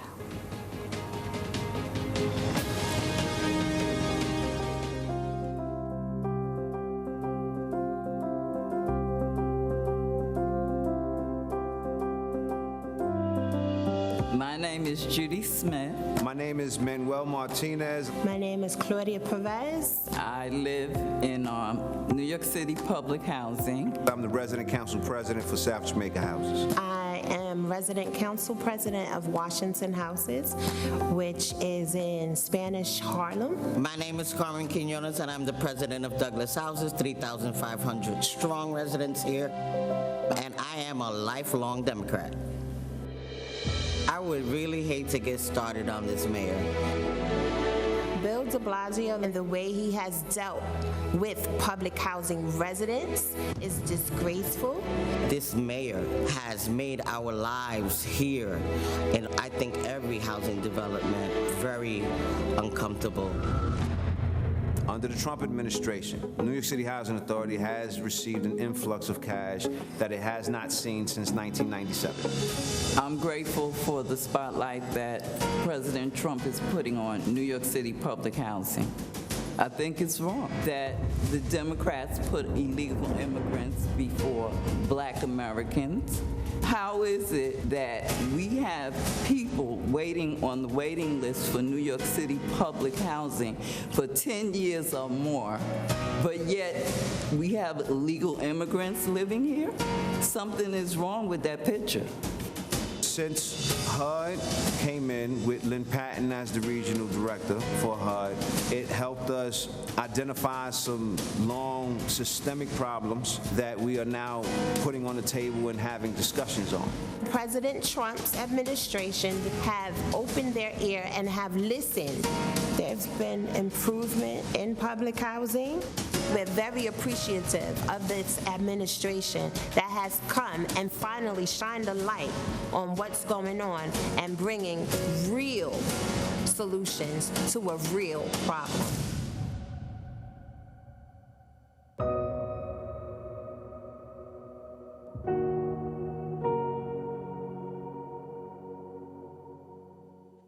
Hello, my name is Ann Dorn. I'd like to introduce you to my husband, David, father of 5, brother of 12, grandfather of 10, friend to thousands. He was the most kind, dedicated, loving life partner I could have hoped for. He had a big smile and a heart to match. He was blessed with the gift of gab, and that gift enabled him to touch souls and inspire people, especially young people. Oh, how kids loved him, and they really loved him back. Dave was all about service. He served 38 years in the St. Louis Metropolitan Police Department and 6 years as chief of police as the Moline Acres Police Department. After 44 years, he retired from law enforcement, but he never retired from helping a friend in need. Since he befriended every person he met, he was a very busy man. One example of that was his friendship with a young man named Lee.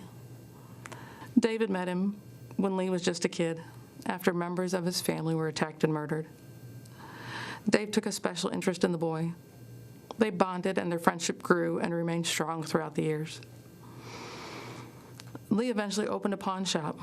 He trusted Dave implicitly and asked Dave to help with security. David readily agreed. Whenever the shop's alarm would go off, the alarm company called Dave. He would investigate. If he got a call after I went to bed, he would wake me up and tell me he was going to Lee's, just to make sure everything was all right. Most of the time they were false alarms, triggered by a storm or animals. But I never rested easily until I heard Dave's key turn in the door, knowing he was home safe. The alarm that went off the morning of June 2nd was for real. It was a violent night in St. Louis. 4 officers were shot. Others were hit with rocks and fireworks. At least 5 businesses were damaged, looted, or set on fire.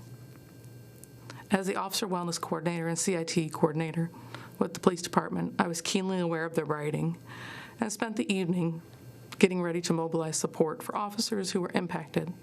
After I'd gone to bed, David received a call from Lee's alarm company. The front door of the pawn shop had been breached. This time he didn't wake me up to tell me. He probably knew I would have tried to stop him or insist on going with him. As I slept, looters were ransacking the shop. They shot and killed David in cold blood, and then live streamed his execution and his last moments on earth. David's grandson was watching the video on Facebook in real time, not realizing he was watching his own grandfather dying on the sidewalk. I learned of all this around 4 a.m. when our doorbell rang. The chief of police was standing outside. I wondered why Dave had not answered the door. It wasn't uncommon for him to be up watching TV at this time. I called out to him several times. There was no reply. He just wasn't there. I let in the chief, and fighting back tears, he uttered the words every officer's spouse dreads.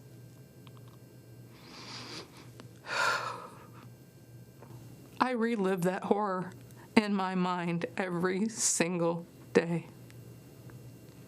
My hope is that having you relive it with me now will help shake this country from this nightmare we are witnessing in our cities and bring about positive, peaceful change. How do we get to this point where so many young people are callous and indifferent towards human life? This isn't a video game where you can commit mayhem and then just hit reset and bring all the characters back to life. David is never coming back to me. He was murdered by people who didn't know and just didn't care. He would have done anything to help them. Violence and destruction are not legitimate forms of protest. They do not safeguard Black lives. They only destroy them. President Trump understands this, has offered federal help to restore order in our communities. In a time when police departments are short on resources and manpower, we need that help. We should accept that help. We must heal before we can affect change, but we cannot heal amid devastation and chaos. President Trump knows we need more Davids in our communities, not fewer. We need to come together in peace and remember that every life is precious.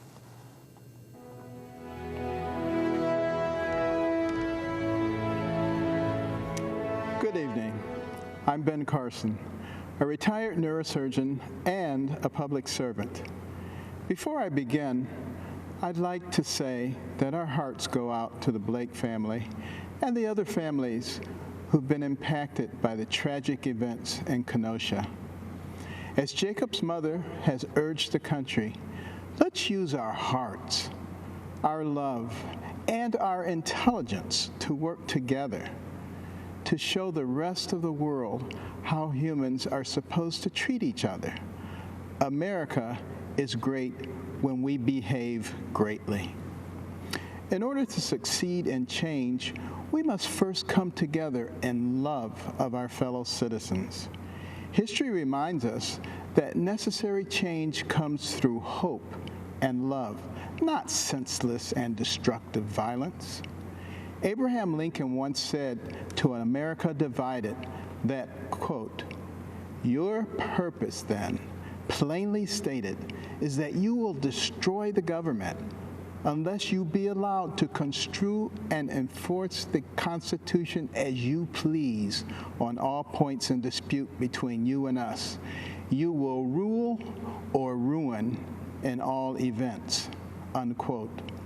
These words of warning are relevant today. We have a choice. Do we want big government that controls our lives from cradle to grave?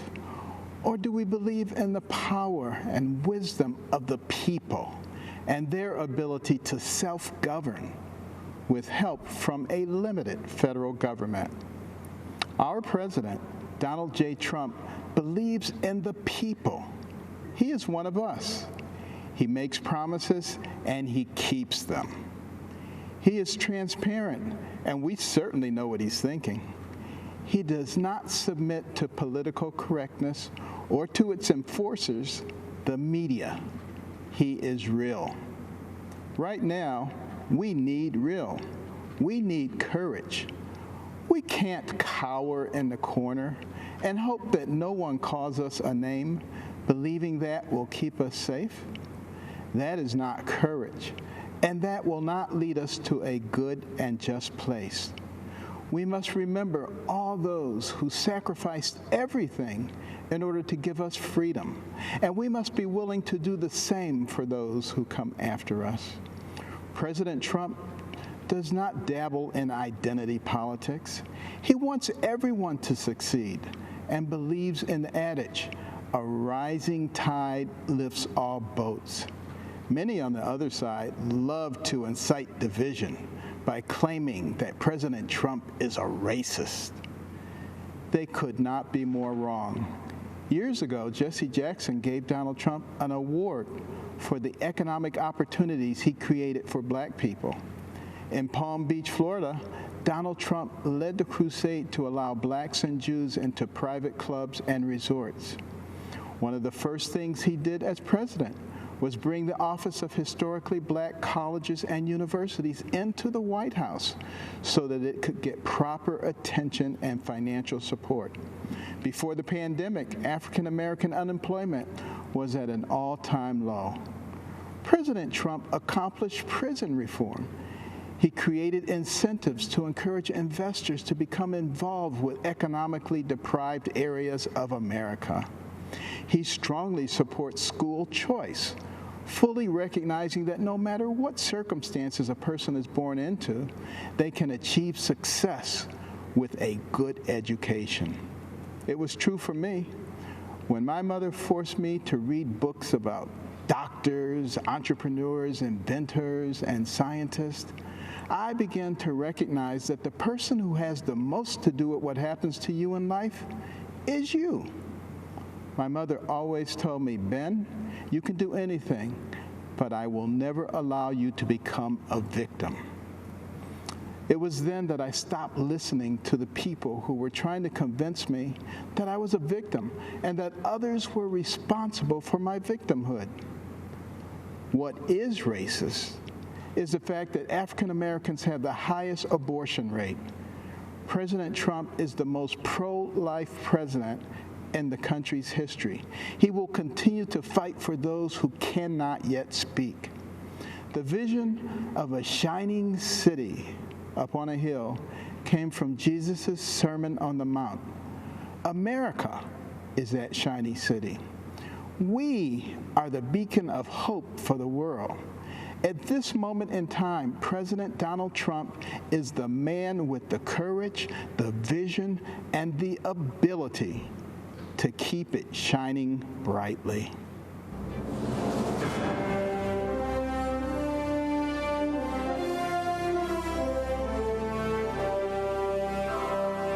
Lynch, president of the Police Benevolent Association, speaking to you on behalf of 50,000 active and retired New York City police officers. We are the proud men and women who wear a shield on our chest and put ourselves in harm's way to protect our city. We are proud to endorse our president, Donald J. Trump, for re-election because the stakes have never been higher.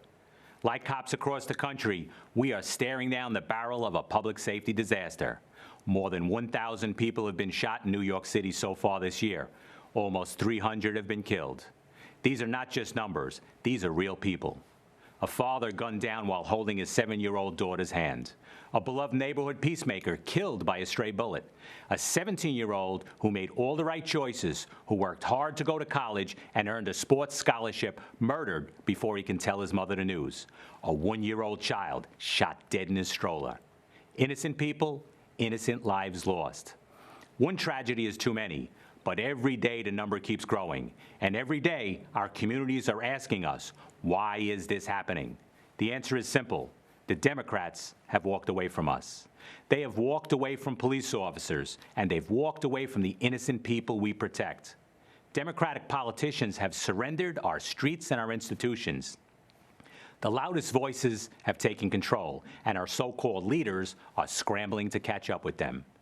In city after city, they've slashed police budgets. They have hijacked and dismantled the criminal justice system. They've passed laws that made it impossible for police officers to do our job effectively.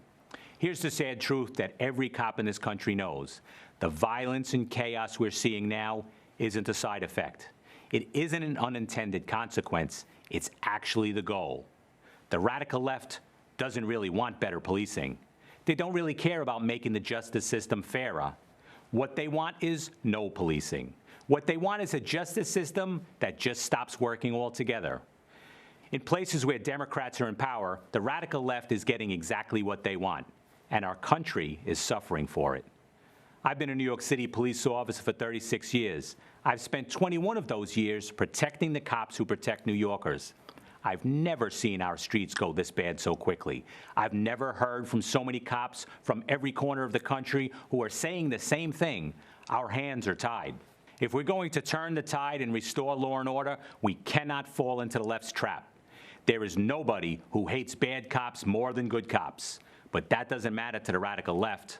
To them, we're all just bad because we're all just blue. Their anti-law enforcement campaign isn't about a single incident. It isn't the result of one bad law or one bad policy. It's about a message. The message is police officers are the enemy. The message is criminals have the right to resist arrest. The message is if you commit a crime, if you victimize the most vulnerable of people, the justice system will not hold you accountable. That's the message echoing through city halls and state houses across our country. It's playing on a loop in the media. The criminals have heard that message, and they're taking full advantage. We must stop that message. We must expose the left's lies about police officers and the job that we do. And we will do that because we have something that they don't. We have a real leader. We have a powerful voice in the most powerful office in our country.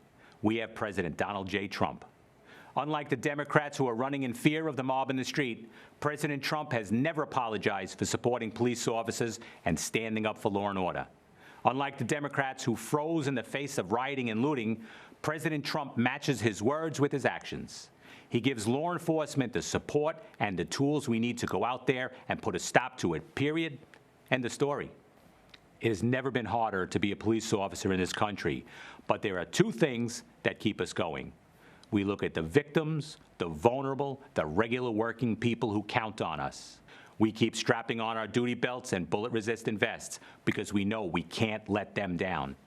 And while we do that, we hear the words of our president, who says to police officers everywhere, "I will never let you down." We know that he hasn't, and we know that he won't. We've been fortunate to have him in office these past 4 years, and we know that we cannot afford to lose him. When it comes to your safety, your family's safety, and the safety of all Americans, there's no other choice. You won't be safe in Joe Biden's America. We can have 4 more years of President Trump, or you can have no safety, no justice, and no peace.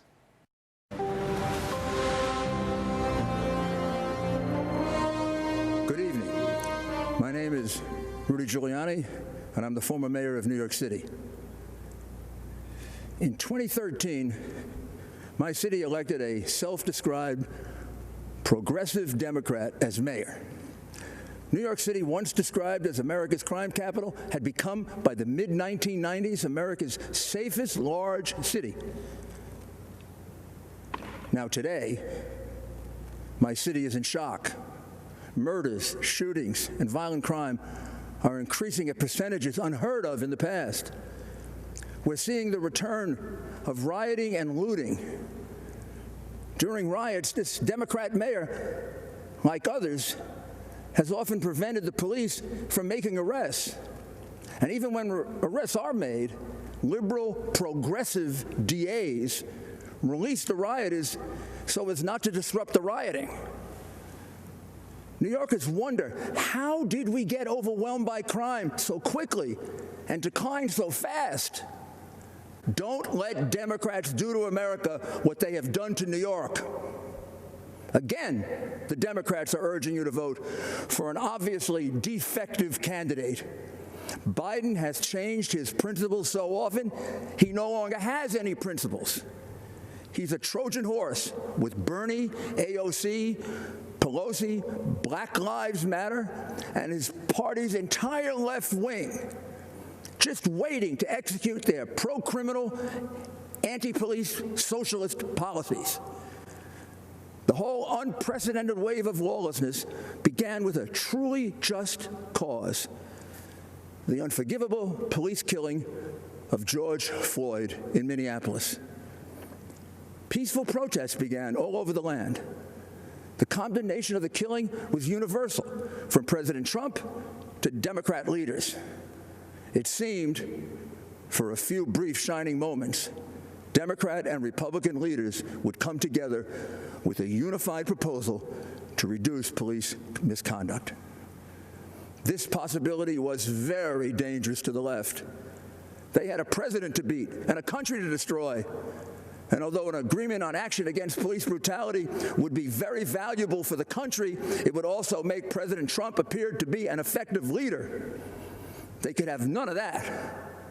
So Black Lives Matter and Antifa sprang into action, and in a flash, they hijacked the peaceful protests into vicious, brutal riots. Soon, protests turned into riots in many other American cities, almost all Democrat. Businesses were burned and crushed, people beaten, shot and killed, police officers routinely assaulted, badly beaten, and occasionally murdered, and the police handcuffed by progressive Democrat mayors from doing anything but observe the crimes and absorb the blows. But the worst of it was the slaughter of innocent young people with their whole lives ahead of them. The murder of 4-year-old LeGrand Talfaro in Kansas City shocked the nation, but not Black Lives Matter or their many Democrat supporters. 17-year-old basketball star Brandon Hendricks was killed in the Bronx just days after graduating high school and on his way to St. John's to play basketball. He passed with only a brief mention. 1-year-old Davil Gardner Jr. was shot and killed in a stroller at a cookout in Brooklyn, and it caused no outrage. For President Trump and for us Republicans, all Black lives matter, and the lives of LeGrand and Brandon and Davil matter to us. All lives matter to us. These continuous riots in Democratic cities gives you a good view of the future under Biden. All 5 of the top cities for homicides, like the top cities for rioting and looting, are governed by progressive Democrats. Using the progressive Democrat approach to crime, which is to do nothing substantive to reduce it, to release prisoners, as many and as soon as possible, and to go to war with the police, the only group with the capability to protect your citizens. It is clear that a vote for Biden and the Democrats creates the risk that you will bring this lawlessness to your city, to your town, to your suburb. There is no question that this awesome job of restoring safety for our people cannot be done from your basement, Joe. There's also no question that President Trump will fight with all his strength to preserve the American system of government and our way of life. In critical times in our history, America has always been blessed with the right person to handle the crisis. Washington, Lincoln, Roosevelt, Reagan were perfect for the challenges they faced and brought our nation through gloriously. President Trump, with his boundless love of our country and all our people, his disciplined work ethic, his exceptional ability to inspire, and his deep understanding of our system of government and the strength of American values is the man we can trust to preserve and even improve our way of life. Mr. President, make our nation safe again.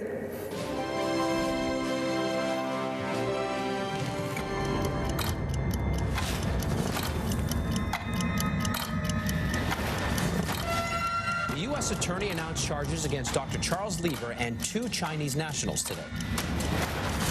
A systematic decision by many of our country's most powerful leaders to sell out America to China.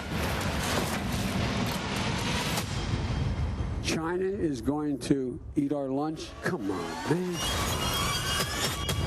A 2013 trip to China getting new attention this morning, not for what Joe Biden did, but for who he brought with him. As the threat from China grew larger and more threatening, Biden seemed to grow more accommodating to the Chinese government. Questions about money he made from foreign business dealings while his father was vice president. And they knew they can get to Joe Biden's heart through his son, Hunter Biden. They hope to raise $1.5 billion. One person who did not want to talk about it, Joe Biden. When it was already clear China had lied to the world in ways that hurt the world about a deadly outbreak of the Wuhan coronavirus, Biden was still flacking for the Chinese government.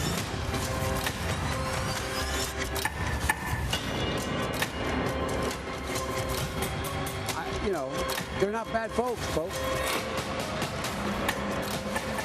guess what? They're not a competition for us. China would prefer Joe Biden.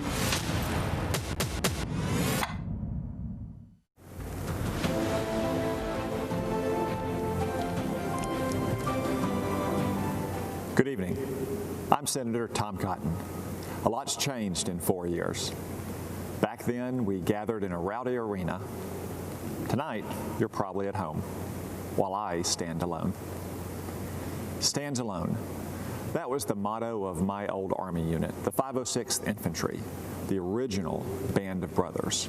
From the Normandy beaches to the Iraqi desert, we fought alongside each other, but we were always prepared to stand alone. And so it is with our nation. We lead the free world, but we'll stand alone if we must to defend America. Donald Trump understands this. He puts America first. That's why America is safer now than 4 years ago. But Joe Biden would return us to a weak and dangerous past. Barack Obama's own Secretary of Defense said Joe Biden has been wrong on nearly every major national security decision over the past 4 decades. So let's compare the records of Joe Biden and Donald Trump. Joe Biden slashed defense spending again and again. President Trump rebuilt our military and added the Space Force. Joe Biden let ISIS terrorists rampage across the Middle East. President Trump eliminated ISIS's leader and destroyed its caliphate. Joe Biden opposed the mission to kill Osama bin Laden. President Trump avenged the murder of hundreds of Americans by killing Iran's terrorist mastermind, Qasem Soleimani. Joe Biden sent pallets of cash to the Ayatollahs. President Trump ripped up the dangerous Iran nuclear deal. Joe Biden treated Israel like a nuisance. President Trump moved our embassy to Jerusalem and brokered peace deals in the Middle East. Joe Biden coddled socialist dictators in Cuba and Venezuela. President Trump fights against communism in America's backyard and around the world. And on the Communist Party of China, there is no comparison. Joe Biden aided and abetted China's rise for 50 years with terrible trade deals that closed our factories and laid off our workers. President Trump stands up to China's cheating and stealing and lying. Joe Biden allowed Chinese fentanyl to flood across our southern border. President Trump sanctioned Chinese drug dealers for poisoning our kids. Joe Biden said Chinese communists aren't even our competitor, aren't bad folks. Just months before they unleashed this plague on the world. President Trump is clear-eyed about the Chinese threat, and he is making China pay. But China's not giving up. In fact, they're rooting for Joe Biden. America's other enemies won't give up either. But Joe Biden would be as wrong and weak over the next 4 years as he has been for the last 50. We need a president who stands up for America, not one who takes a knee. A strong and proud America is a safe America, safe from our enemies and safe from war.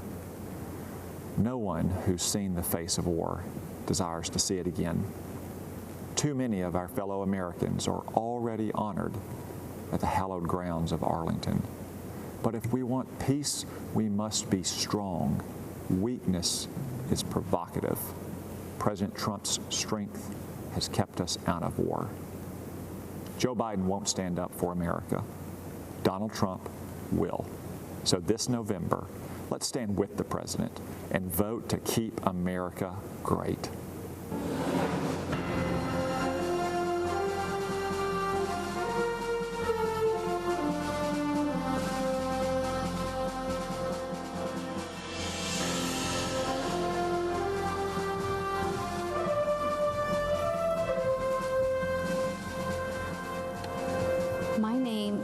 Stacia Mueller. This is my husband, Carl.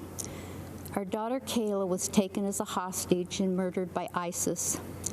From a young age, Kayla was amazing. She taught herself languages, how to write music, how to play guitar, She worked with troubled youth, military veterans, and Native Americans. Everywhere Kayla went, people smiled. Kayla had a gift to be able to see the world through someone else's eyes. She became a humanitarian aid worker, and when she was helping children at an orphanage in India, Kayla wrote, "I find God in the suffering eyes reflected in mine. If this is how you are revealed to me, this is how I will forever seek you." She went to Turkey to help Syrian refugees in 2012. In August 2013, she was asked by another aid worker to cross the border into Syria to help at a hospital. On August 4th, 2013, ISIS terrorists stopped her vehicle and took her captive. Kayla was mostly held in a 12-by-12 cell in solitary confinement. It was cold and dirty. ISIS terrorists shined bright lights in her face. They shaved her head. They beat her and tortured her. The leader of ISIS, Abu Bakr al-Baghdadi, raped her repeatedly. For 18 months, she endured. And we endured an agonizing back and forth between us, the Obama administration, and ISIS. We put all our faith in the government, but the government let us down. President Obama refused to meet with us until ISIS had already beheaded other Americans. To this day, we've never heard from Joe Biden. Instead, the Obama administration hid behind policy so much that we felt hopeless when they kept us from negotiating to save Kayla's life. The administration showed more concern for the terrorists in Guantanamo than the American hostages in Syria. The military prepared a rescue mission, but the White House delayed it. By the time it went forward, Kayla had been moved to another location. After 18 months of brutal torture, we learned from ISIS that Kayla had been killed. The Obama administration kept telling us they were doing everything they could, but their version of everything wasn't enough. What a difference a president makes. Under President Trump, U.S. Army Special Operators conducted a raid on al-Baghdadi's compound. After we learned that al-Baghdadi was killed, we learned something else. The operators named themselves Task Force 814 after August 14th, Kayla's birthday. And the mission was named Operation Kayla Mueller. To those soldiers, thank you. Kayla was looking down on you. The Trump team gave us empathy we never received from the Obama administration. The Obama administration said it was doing everything it could. The Trump administration is. Let me just say this. Kayla should be here. If Donald Trump had been president when Kayla was captured, she would be here today. When Kayla was a hostage, I'd go outside at night and look at the moon. I'd look at the moon and I'd promise her I'd do everything I could to get her home. Now when I see the moon, I'm reminded of my promise to her I couldn't keep. All Kayla wanted was to make it home. We are still working to find her, and God willing, we will bring her home. Kayla was born a miracle. We were told we would never have a second child, but God gave us Kayla, and she gave herself to the world. 8 months into Kayla's captivity, another hostage was able to smuggle out a letter Kayla had written. As we read it, we could see that God was holding her in his arms. In her words, she felt tenderly cradled in free fall. She also wrote, "I have been shown in darkness light and have learned that even in prison one can be free. I am grateful. I have had many hours to think how only in your absence have I finally, at 25 years old, come to realize your place in my life. None of us could have known it would be this long, but no, I am also fighting for my side in the ways I am able, and I have a lot of fight left inside of me. I am not breaking down, and I will not give in, no matter how long it takes." Kayla taught me so many things as her mom. She's still teaching us. Carl and I support Donald Trump because of his commitment to make and keep America great, not with the power of the government, but with the passion of people like Kayla, Americans who, even in the darkest days, always have more fight left inside of them. Americans who don't just talk, they act. That was our daughter. That's President Trump. As long as we stay strong like Kayla, as long as we refuse to break, we will be great. Thank you.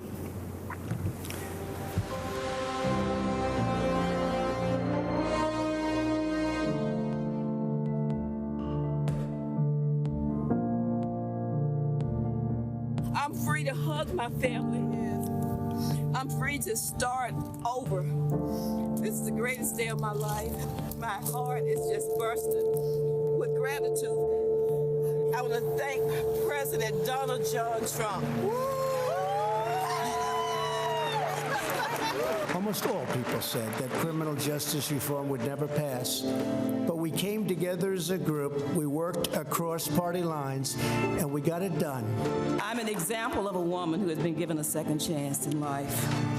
God bless you, and God bless America.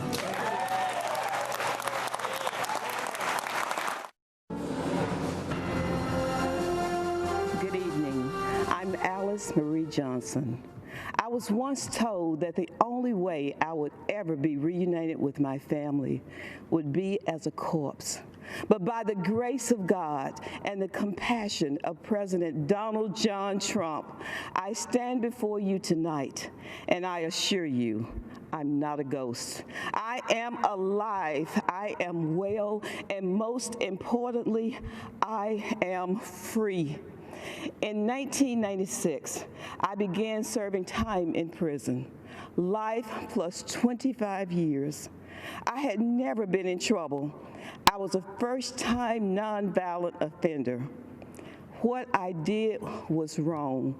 I made decisions that I regret. Some say, you do the crime, you do the time. However, that time should be fair and just. We've all made mistakes. None of us want to be defined forever based on our worst decision. While in prison, I became a playwright, a mentor, a certified hospice volunteer, an ordained minister, and received the Special Olympics Event Coordinator of the Year award for my work with disabled women. Because the only thing worse than unjustly imprisoning my body is trying to imprison my mind. My transformation was described as extraordinary.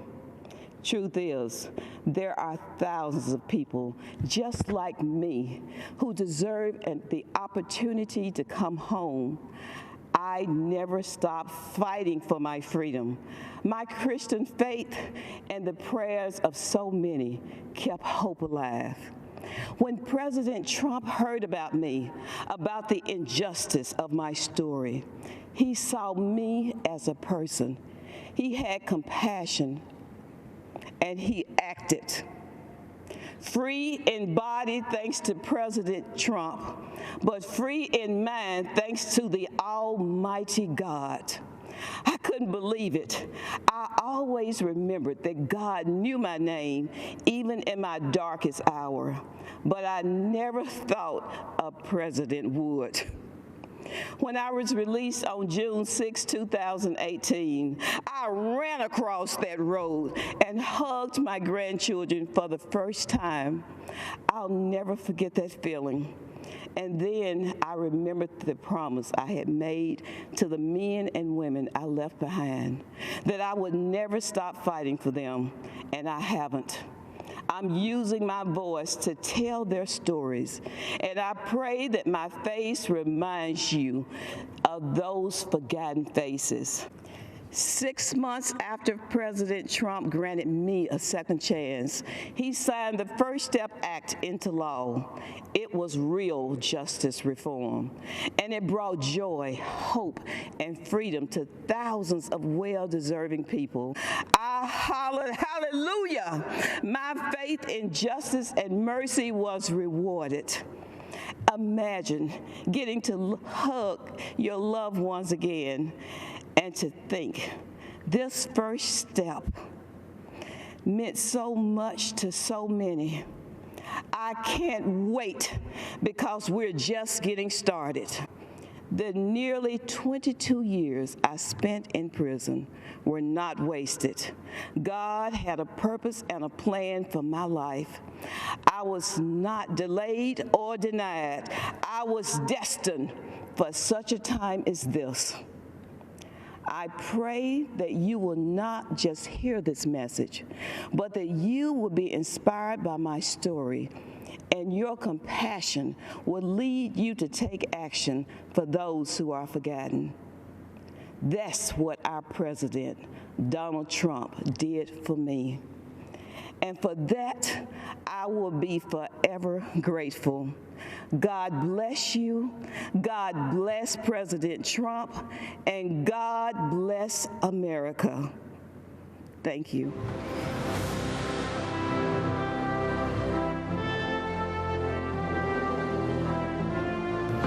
It's one of the great American success stories. A builder who left his mark on skylines around the world. A businessman with an extraordinary ability to communicate directly with the American people. A leader who grew tired of politicians, leading our country down a road to ruin. He didn't do it for money or power or fame. He had all that.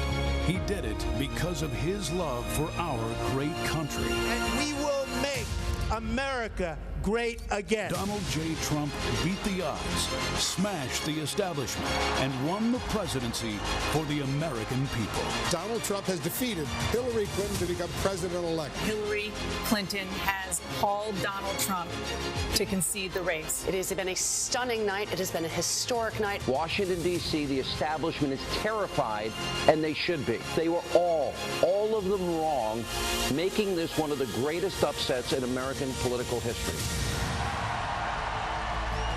Immediately upon taking office, President Trump changed things. But change threatened the establishment, and the establishment fought back. Democrat obstruction, phony investigations, the dishonest media, an incredible 92% of stories are negative. No president has seen anything like it.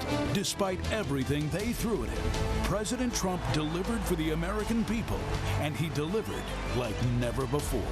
Building the strongest economy in American history, 7 million new jobs, the lowest ever unemployment for Black and Hispanic Americans, ending the Biden era of lopsided trade deals that sent our factories overseas, passing the historic USMCA, taking on China, winning the trade war, protecting and strengthening Medicare and Social Security, lowering the cost of insulin, delivering the first real drop in drug prices in 50 years, restoring our military, fixing the VA, bringing our troops home, and taking the world's deadliest terrorists off the battlefield. Soleimani, al-Baghdadi, ISIS, brought to justice. Moving America's embassy to Jerusalem, a new era of strength and solidarity with our ally Israel. Negotiating a historic peace deal between Israel and the United Arab Emirates. Securing our border. Miles of new border wall being built. Illegal immigration dropped to the lowest point in a decade. Tackling the coronavirus head-on. Banning travel from China.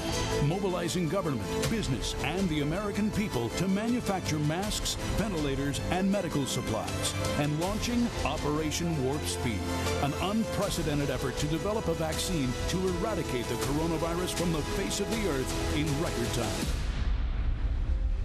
President Trump has accomplished more for the American people in 4 years than any other president in history. And in his second term, he will lead America to even greater heights, draining the swamp, rebuilding the economy, bringing back millions of jobs, creating 10 million new jobs in 10 months, new opportunities for all Americans, not just those at the top, lowering drug costs, expanding access to high-quality health care for every American American family, defending America's police, restoring law and order to our cities, stopping illegal immigration and protecting American families, and ending America's reliance on China once and for all, bringing back jobs and factories, making medicine and products in America again. President Trump will rebuild America's infrastructure, renew hope and our entrepreneurial spirit for a new generation, and restore the American dream. It won't be easy, never pretty. The swamp will continue to fight him every step of the way. But under President Trump, our families will thrive. Our incomes will rise. Our communities will be kept safe. Our factories will flourish. Our flag will fly high. Our country will soar. And we will make America great again.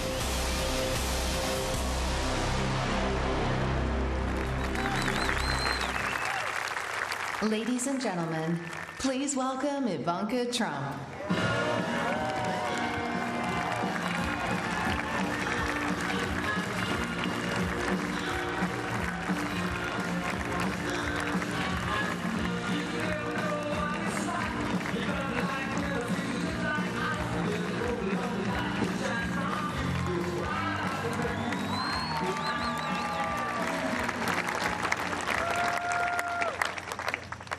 Good evening. Before I begin, I want to send a special message to everyone who's been affected by Hurricane Laura. Our hearts are with you. The President will continue to support you every step of the way. And just like Americans always do, the nation will come together to help you rebuild your homes, businesses, and communities stronger and more resilient than ever before.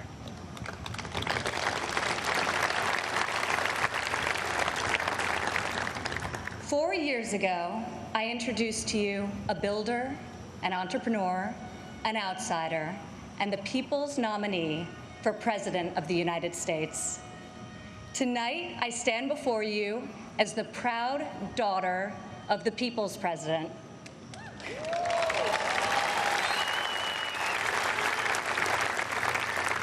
He is our commander-in-chief, champion of the American worker, defender of common sense, and our voice for the forgotten men and women of this country. He is our president and my father, Donald J. Trump.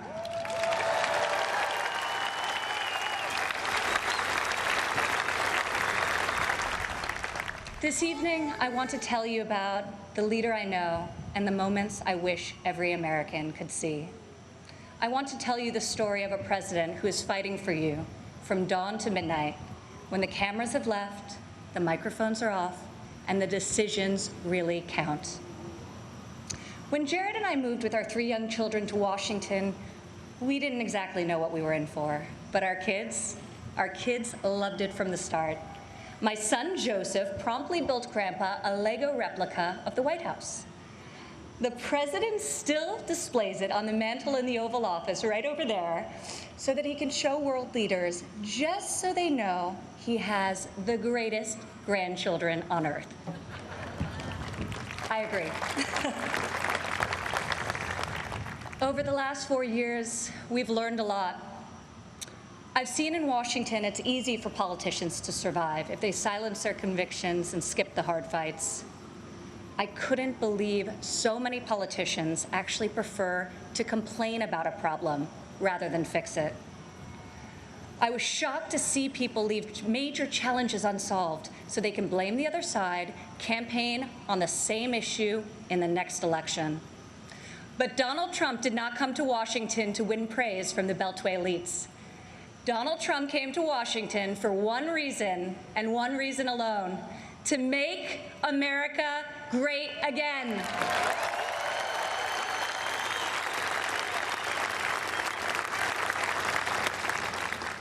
My father has strong convictions. He knows what he believes, and he says what he thinks. Whether you agree with him or not, you always know where he stands. I recognize that my dad's communication style is not to everyone's taste, and I know that his tweets can feel a bit unfiltered. But the results speak for themselves.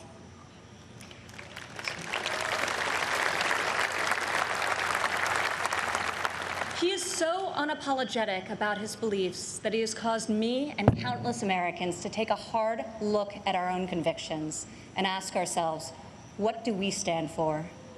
What kind of America do we want to leave for our children? I am more certain than ever before we want a future where our kids can believe in American greatness. We want a society where every child can live in a safe community and go to a great school of their choice. We want a culture where differences of opinion and debate are encouraged, not canceled, where law enforcement is respected, where our country's rich diversity is celebrated, and where people of all backgrounds, races, genders, and creeds have the chance to achieve their God-given potential. This is the future my father is working to build each and every day.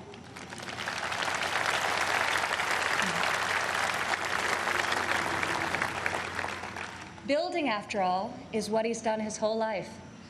He has admired and befriended construction workers on countless job sites. But it has been a new and profound experience for him and for me to see these stoic machinists and steelworkers come to him with a tear in their eye and thank him for being the only person willing to go to the mat for them, for their jobs, for their families, and for their futures. To the hardworking men and women across America and here tonight, you are the reason my father fights with all of his heart and all of his might. You are the reason he ran for president in the first place, and you are the reason he is going to keep fighting for 4 more years.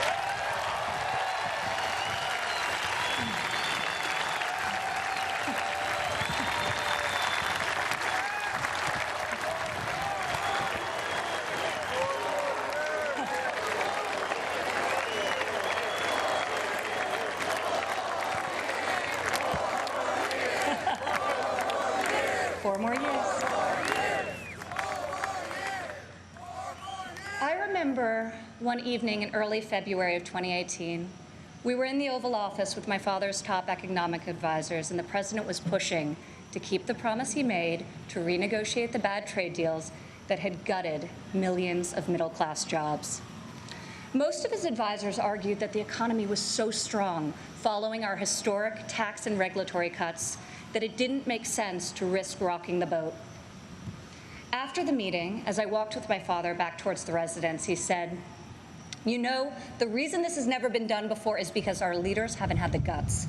When the economy is good, they settle for good, and when things are bad, they don't have the will or ability, so they kick the can until it's someone else's problem." He was right. If my father didn't take on these fights, no one would. In the months that followed, President Trump refused to settle for a good deal. He wanted a great deal, and ultimately, that is exactly what we got.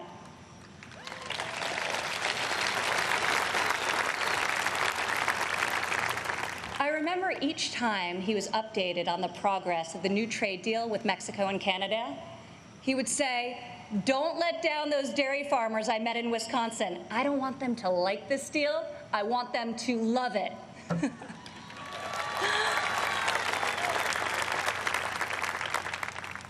Today, in the midst of this unprecedented global pandemic, it's more clear than ever that our president was absolutely correct to take on trade when he did and bring our jobs, our factories, and our life-saving medicines back to the USA.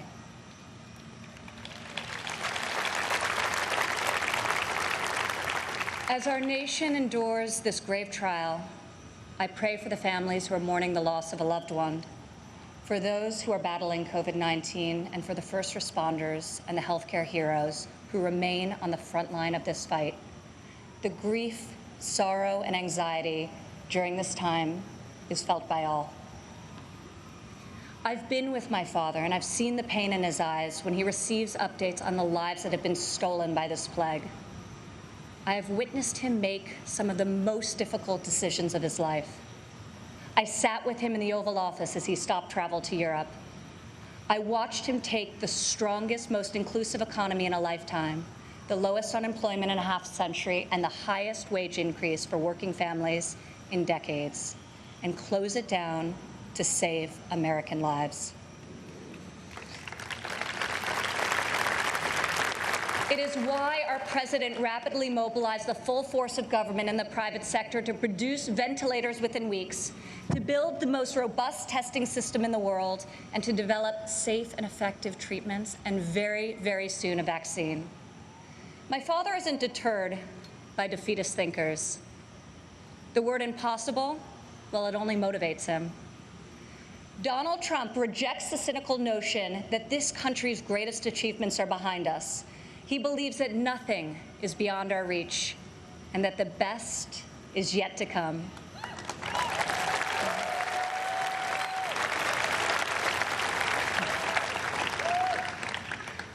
I have seen all of my life how my dad believes in the potential of each individual. Earlier this evening, we were all inspired by the incredible testimony of Alice Johnson, a great-grandmother who was sentenced to life in prison for a first-time nonviolent drug offense. I was with my father when he decided to commute Alice's life sentence. Together, we watched Alice leave prison after nearly 22 years. As she ran into the arms of her family and they celebrated a joyful reunion, my father got very quiet. I could see the emotion on his face. After a long silence, he looked at me and said, "Imagine how many people there are just like Alice." From that point on, he became a voice for those who had been unfairly silenced in our prison system. President Trump rectified the disparities of the 1994 Biden crime bill that disproportionately hurt African Americans. Against all odds, he brought together Republicans and Democrats and passed the most significant criminal justice reform of our generation, and we're just getting started.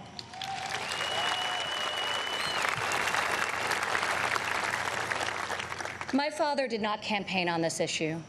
He tackled this injustice because he has a deep compassion for those who have been treated unfairly. More than rhetoric and political prose, the ability to build consensus and achieve bipartisan success will help heal our country's racial inequities and bring us forward together. President Trump is advancing the American values of work and family. 4 years ago in Cleveland, I said President Trump would deliver for working women. Last year, over 70% of all new jobs were secured by women.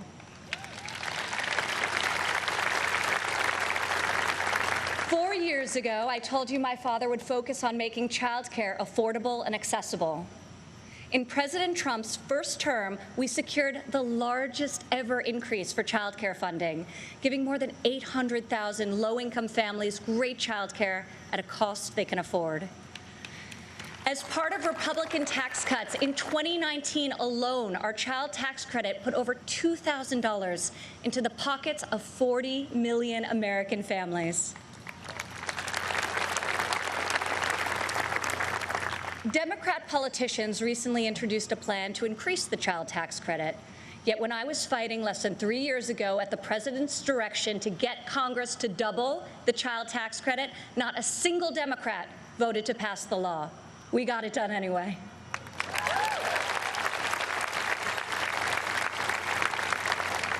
Four years ago, I promised that President Trump would support mothers in the workforce.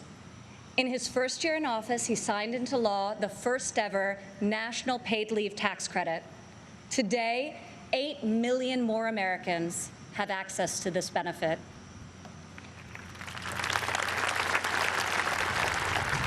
4 years ago, I said that Americans needed an economy that permits people to rise again. During President Trump's first 3 years in office, 72% of all new jobs went to Americans who had been outside of the workforce. 4 years ago, I told you I would fight alongside my father, and 4 years later, here I am.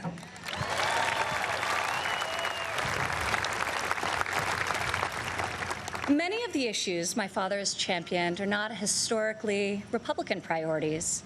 Yet where Washington chooses sides, our president chooses common sense. Where politicians choose party, our president chooses people.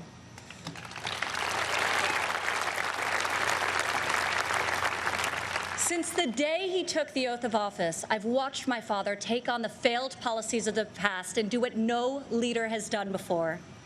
Recently, he took dramatic action to cut the cost of prescription drugs, despite fielding angry calls from the CEOs of nearly every major pharmaceutical company. Now, when we see attack ads paid for by Big Pharma, my dad smiles and says to me, "You know, we're doing something really right if they're hitting us so hard."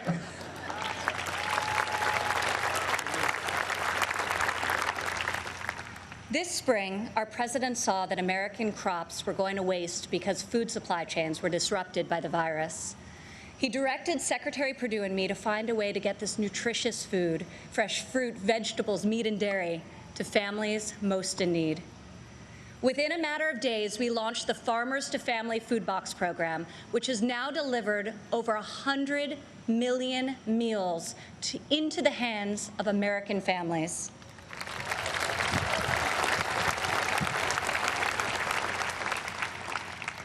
To protect the most vulnerable among us, I've worked alongside the president as he signed into law 9 pieces of legislation to combat the evil of human trafficking.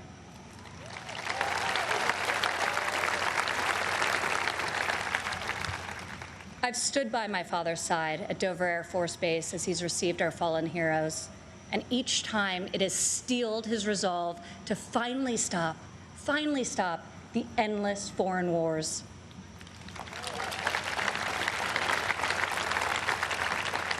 To change the paradigm in the Middle East, he took a fresh approach. I heard foreign leaders beg him not to move the American embassy to Jerusalem, yet he delivered on a promise also made and unfulfilled by past presidents because my father knew that it was the right thing to do.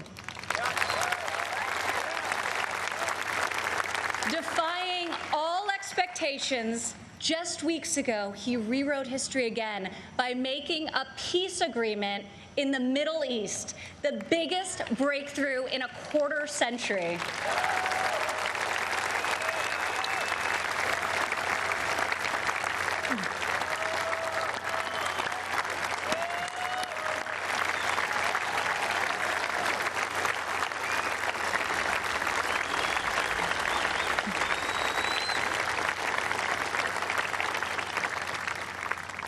For the first time in a long time, we have a president who has called out Washington's hypocrisy, and they hate him for it.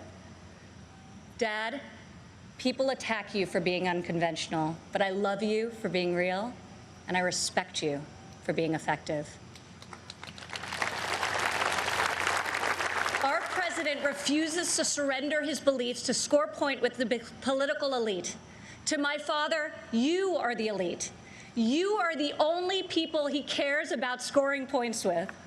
If these problems were easy to solve, previous presidents would have done so. But you don't achieve different results by doing things the same way. Washington has not changed Donald Trump. Donald Trump has changed Washington.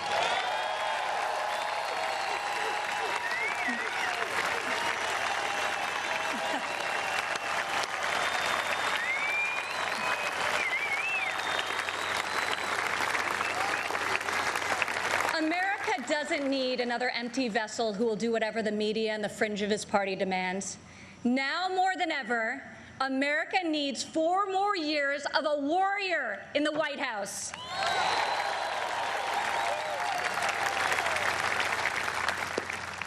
Tonight, I could not be more proud to introduce my father, a man I know was made for this moment in history. My fellow Americans, our First Lady, and the 45th President of the United States, Donald J. Trump.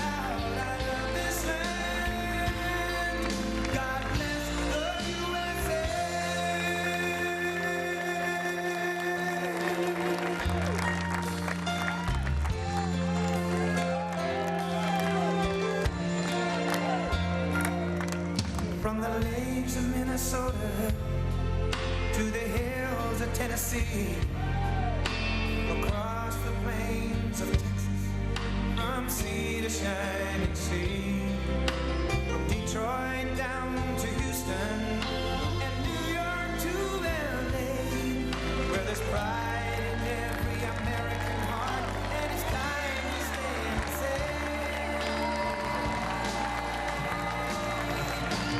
proud to be an American, where at least I know I'm free, and I won't forget the men who died, who gave that right to me, and I gladly stand up next to you and defend her still today, 'cause there ain't no doubt I love this land.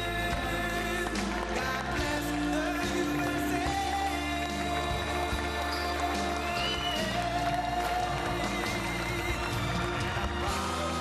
Be an American, where at least I know I'm free, and I won't forget the men who died, who gave that right to me, and I gladly stand up next to you and defend her still today, 'cause there ain't no doubt I love this land. God bless the USA.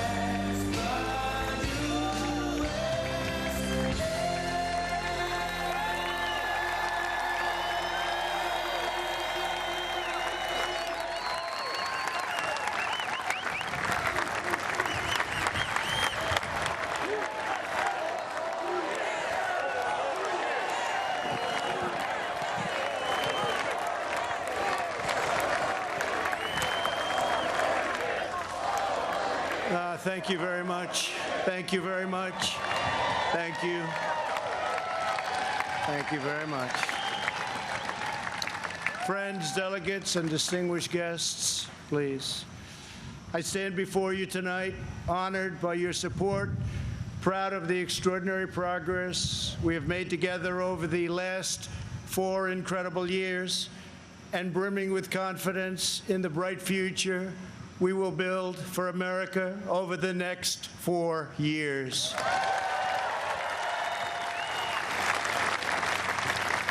We begin this evening. Our thoughts are with the wonderful people who have just come through the wrath of Hurricane Laura. We are working closely with state and local officials in Texas, Louisiana, Arkansas, Mississippi, sparing no effort to save lives.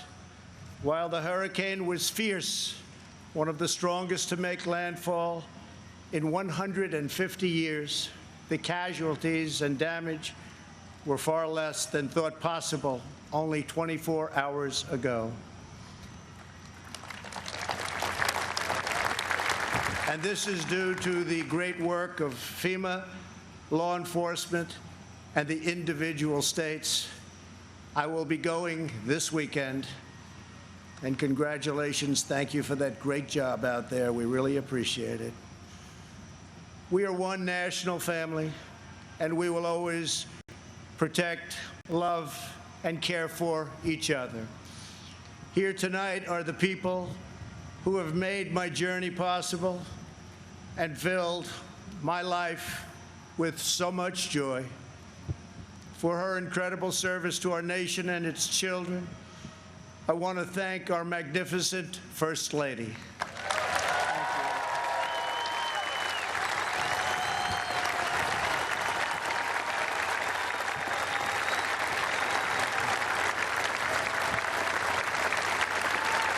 Thank you, sweetheart.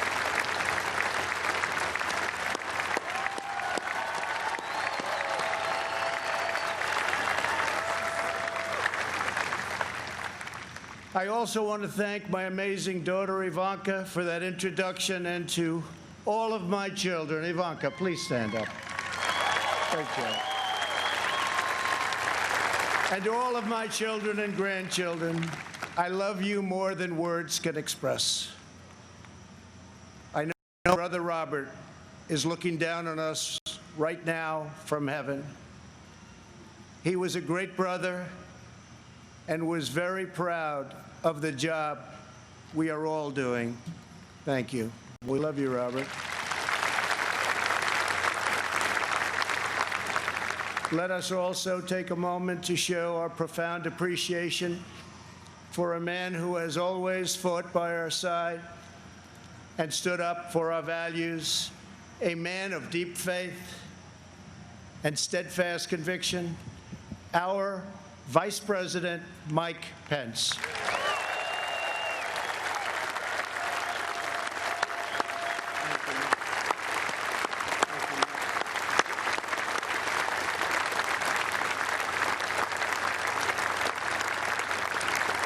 And Mike is joined by his beloved wife, a teacher, and military mom, Karen Pence. Thank you, Karen.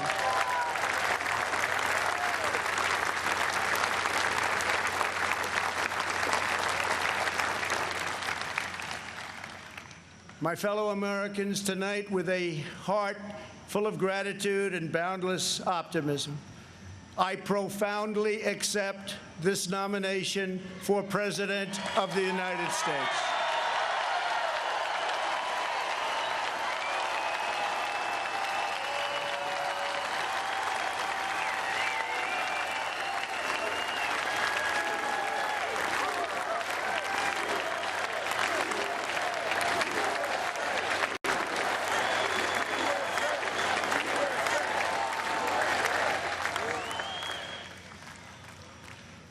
The Republican Party, the party of Abraham Lincoln, goes forward united, determined, and ready to welcome millions of Democrats, independents, and anyone who believes in the greatness of America and the righteous heart of the American people.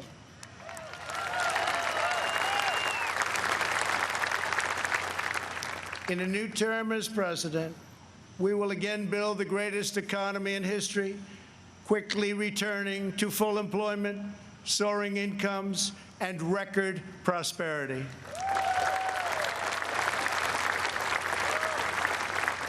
We will defend America against all threats and protect America against all dangers.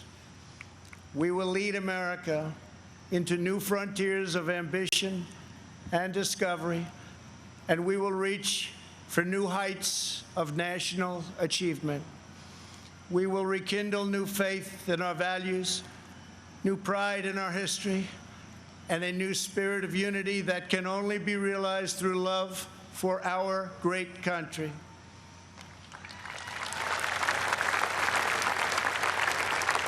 Because we understand that America is not a land cloaked in darkness. America is the torch that enlightens the entire world.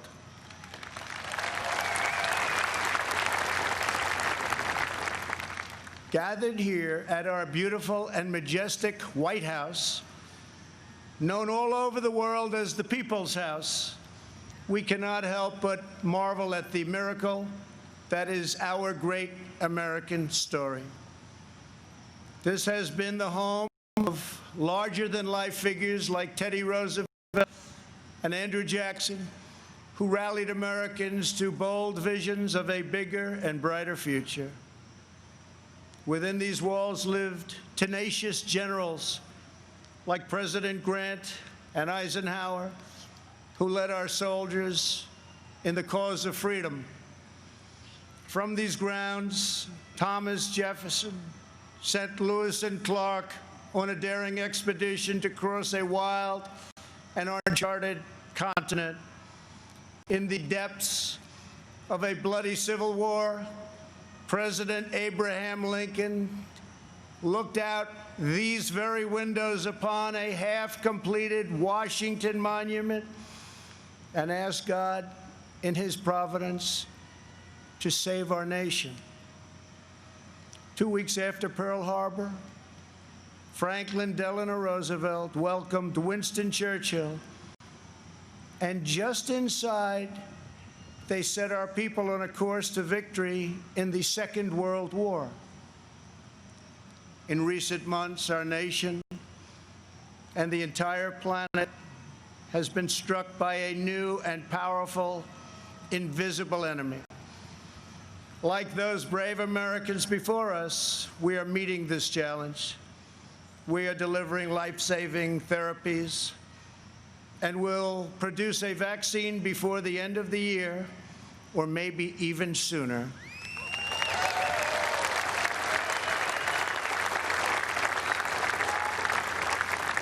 We will defeat the virus, end the pandemic, and emerge stronger than ever before.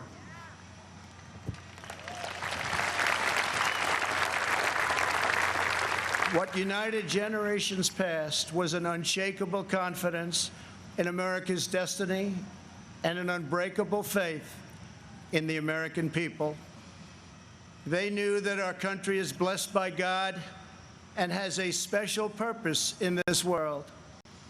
It is that conviction that inspired the formation of our union, our westward expansion, the abolition of slavery, the passage of civil rights, the space program, and the overthrow of fascism, tyranny, and communism.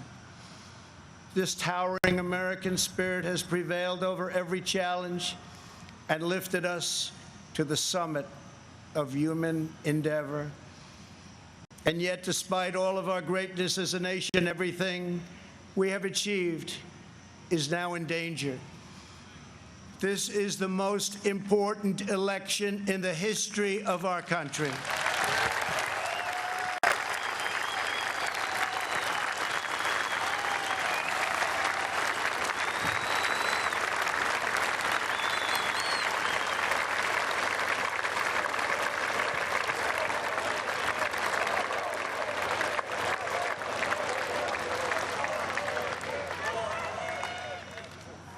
Thank you. At no time before have voters faced a clearer choice between two parties, two visions, two philosophies, or two agendas. This election will decide whether we save the American dream or whether we allow a socialist agenda to demolish our cherished destiny. It will decide whether we rapidly create millions of high-paying jobs or whether we crush our industries and send millions of these jobs overseas, as has foolishly been done for many decades. Your vote will decide whether we protect law-abiding Americans or whether we give free rein to violent anarchists and agitators and criminals who threaten our citizens. And this election will decide whether we will defend the American way of life or whether we will allow a radical movement to completely dismantle and destroy it. That won't happen.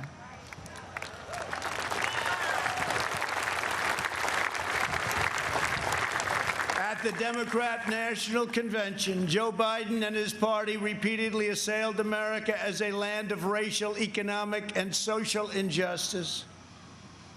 So tonight I ask you a simple question. How can the Democrat Party ask to lead our country when it spends so much time tearing down our country?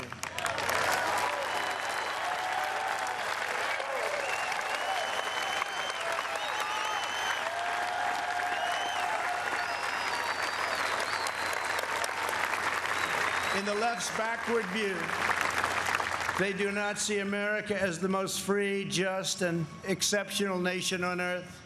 Instead, they see a wicked nation that must be punished for its sins.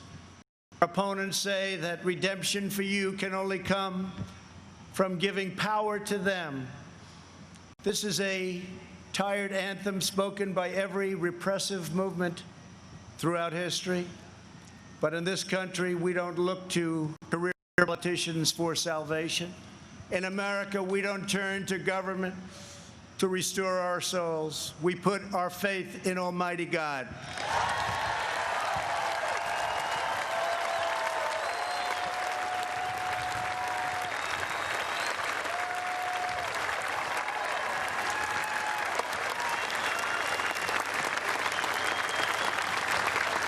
Joe Biden is not a savior of America's soul. He is the destroyer of America's jobs, and if given the chance, he will be the destroyer of American greatness. For 47 years, Joe Biden took the donations of blue-collar workers, gave them hugs and even kisses,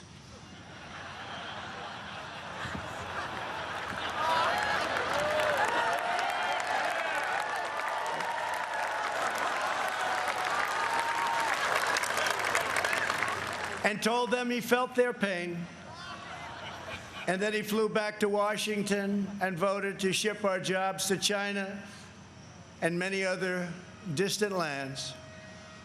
Joe Biden spent his entire career outsourcing their dreams and the dreams of American workers, offshoring their jobs, opening their borders, and sending their sons and daughters to fight in endless foreign wars, wars that never ended.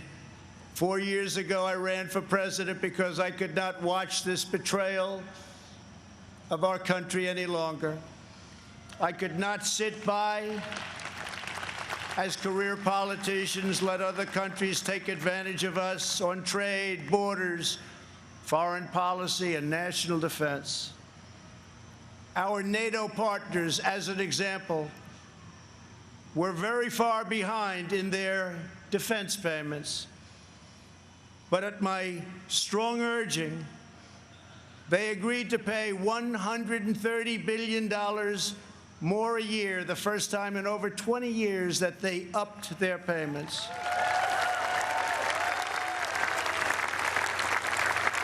And this $130 billion will ultimately go to $400 billion a year.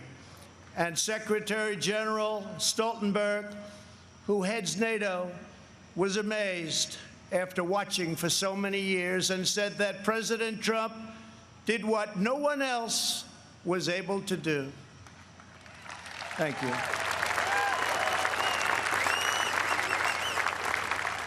From the moment I left my former life behind, and it was a good life, I have done nothing but fight for you. I did what our political establishment never expected and could never forgive, breaking the cardinal rule of Washington politics. I kept my promise.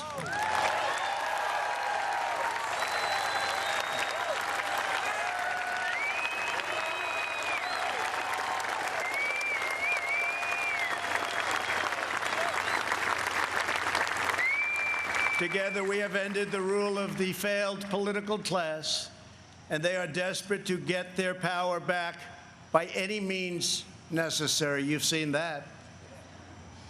They are angry at me because instead of putting them first, I very simply said, America first.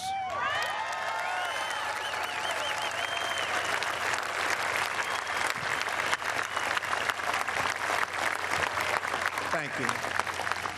Days after taking office, we shocked the Washington establishment and withdrew from the last administration's job-killing Trans-Pacific Partnership. I then immediately approved the Keystone XL and Dakota Access pipelines,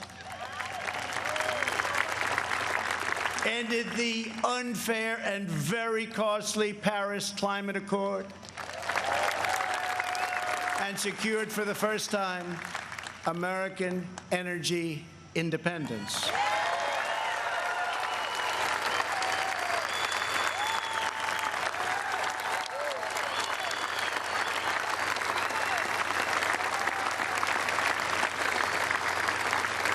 We passed record-setting tax and regulation cuts at a rate nobody had ever seen before. Within 3 short years, we built the strongest economy in the history of the world.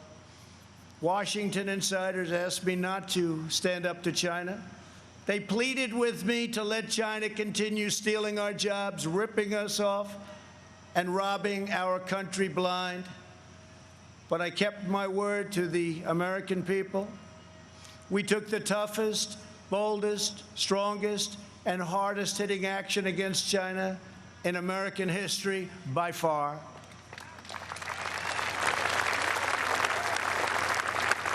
They said that it would be impossible to terminate and replace NAFTA. But again, they were wrong.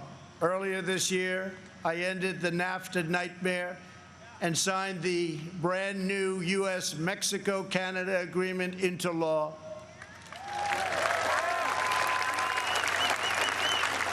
And right now, auto companies and others are building their plants and factories in America, not firing their employees, and not deserting us for other countries.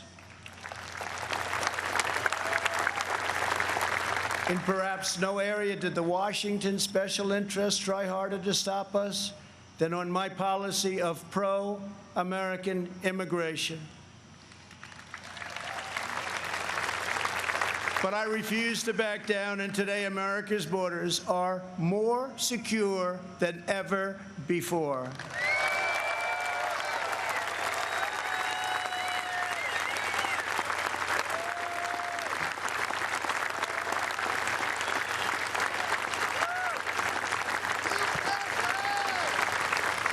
Thank you. We ended catch and release, stopped asylum fraud, took down human traffickers who prey on women and children, and we have deported 20,000 gang members and 500,000 criminal aliens.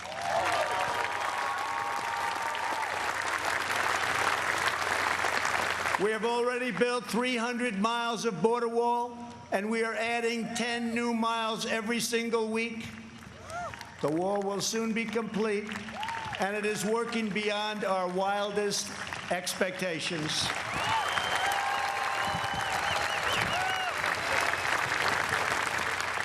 We are joined this evening by members of the Border Patrol Union representing our country's courageous border agents. Thank you very much for being here. Thank you. Brave, brave people.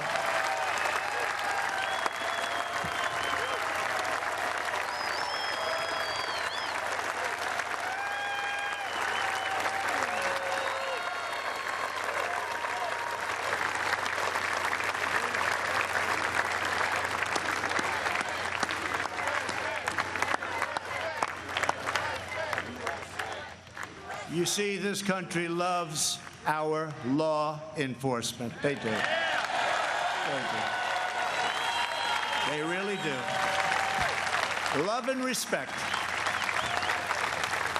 When I learned that the Tennessee Valley Authority laid off hundreds of American workers and forced them to train their lower-paid foreign replacement, I promptly removed the chairman of the board. And now those talented American workers have been rehired and are back providing power to Georgia, Alabama, Tennessee, Kentucky, Mississippi, North Carolina, and Virginia.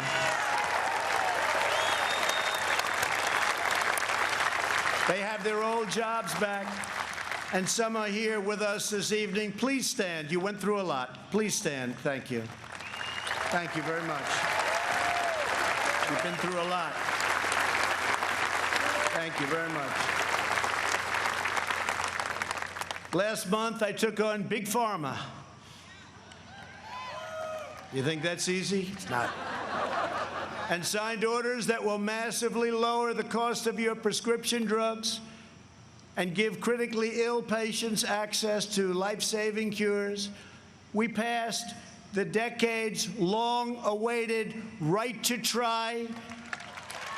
Right to try.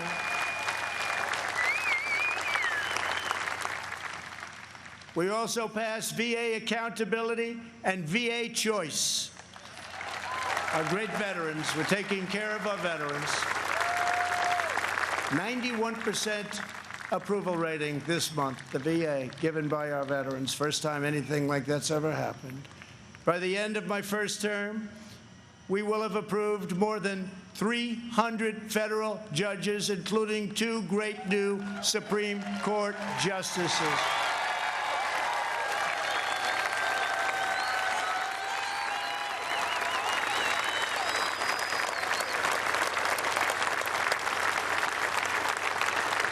And to bring prosperity to our forgotten inner cities, we worked hard to pass historic criminal justice reform, prison reform, opportunity zones, and long-term funding of historically black colleges and universities. And before the China virus came in, produced the best unemployment numbers for African Americans, Hispanic Americans, and Asian Americans ever recorded.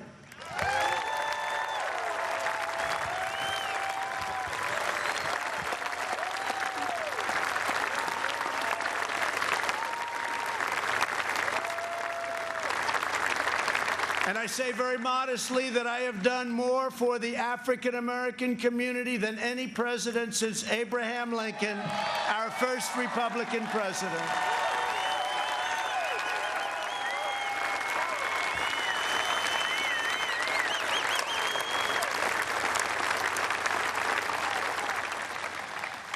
And I have done more in 3 years for the black community than Joe Biden has done in 47 years.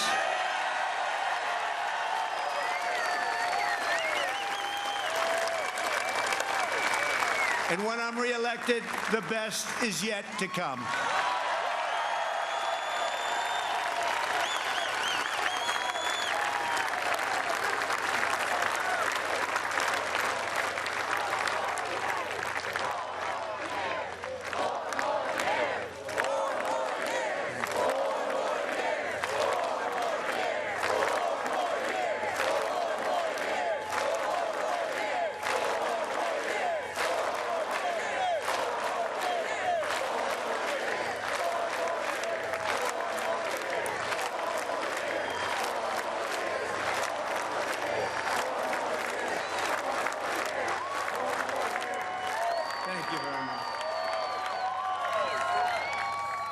When I took office, the Middle East was in total chaos.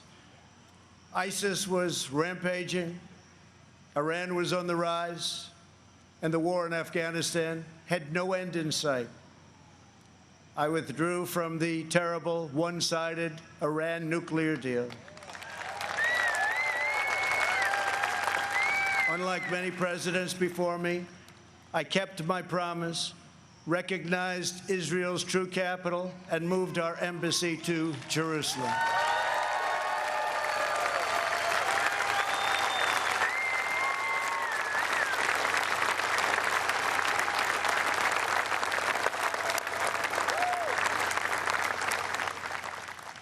But not only did we talk about it as a future site, we got it built. Rather than spending $1 billion on a new building as planned, we took an already owned existing building in a better location. Real estate deal, right?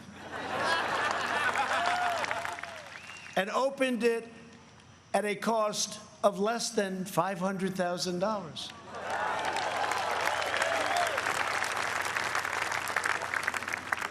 Many things like that government is doing right now.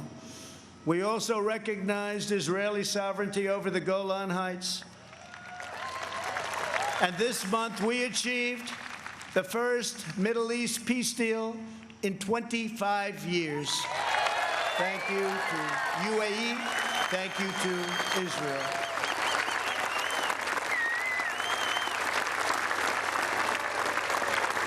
In addition, we obliterated 100% of the ISIS caliphate and killed its founder and leader, Abu Bakr al-Baghdadi.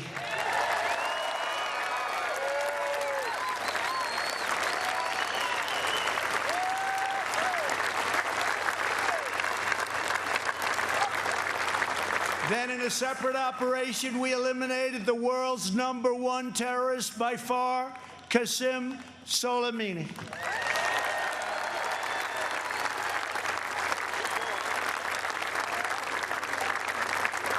Unlike previous administrations, I have kept America out of new wars, and our troops are coming home. We have spent nearly $2.5 trillion on completely rebuilding our military, which was very badly depleted when I took office, as you know. This includes 3 separate pay raises for our great warriors.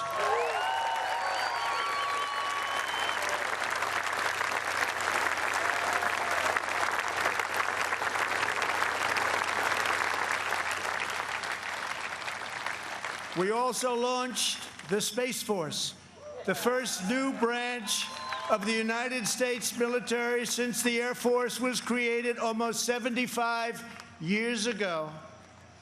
We have spent the last 4 years reversing the damage Joe Biden inflicted over the last 47 years. Biden's record is a shameful roll call of the most catastrophic betrayals and blunders in our lifetime. He has spent his entire career on the wrong side of history. Biden voted for the NAFTA disaster, the single worst trade deal ever enacted. He supported China's entry into the World Trade Organization, one of the greatest economic disasters of all time. After those Biden calamities, the United States lost 1 in 4 manufacturing jobs. We laid off workers in Michigan, Ohio, New Hampshire, Pennsylvania, and many other states. They didn't want to hear Biden's hollow words of empathy. They wanted their jobs back. As vice president, he supported the Trans-Pacific Partnership, which would have been a death sentence for the U.S. auto industry.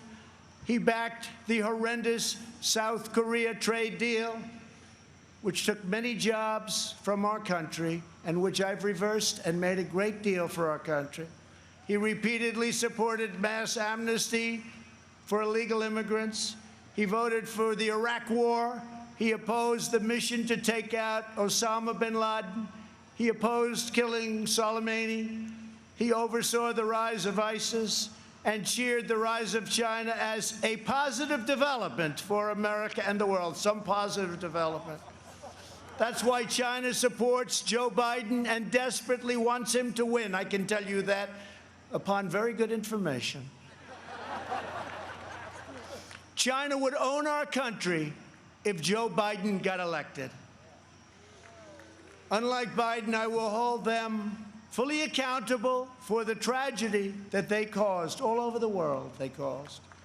In recent months, our nation and the world has been hit by the once-in-a-century pandemic that China allowed to spread around the globe.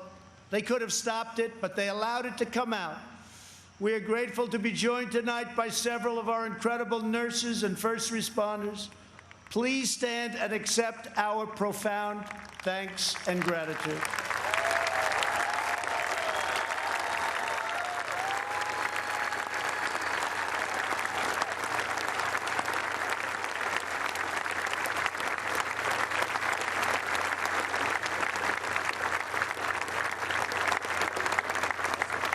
Many Americans, including me, have sadly lost friends and cherished loved ones to this horrible disease.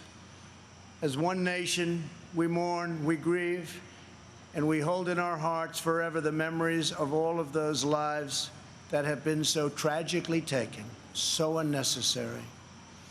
In their honor, we will unite. In their memory, we will overcome. And when the China virus hit, we launched the largest national mobilization since World War II. Invoking the Defense Production Act, we produced the world's largest supply of ventilators. Not a single American who has needed a ventilator has been denied a ventilator, which is a miracle.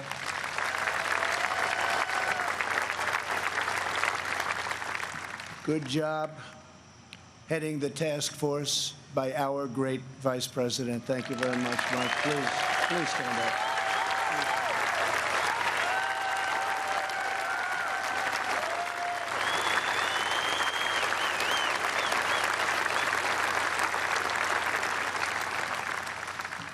We shipped hundreds of millions of masks, gloves, and gowns to our frontline healthcare workers.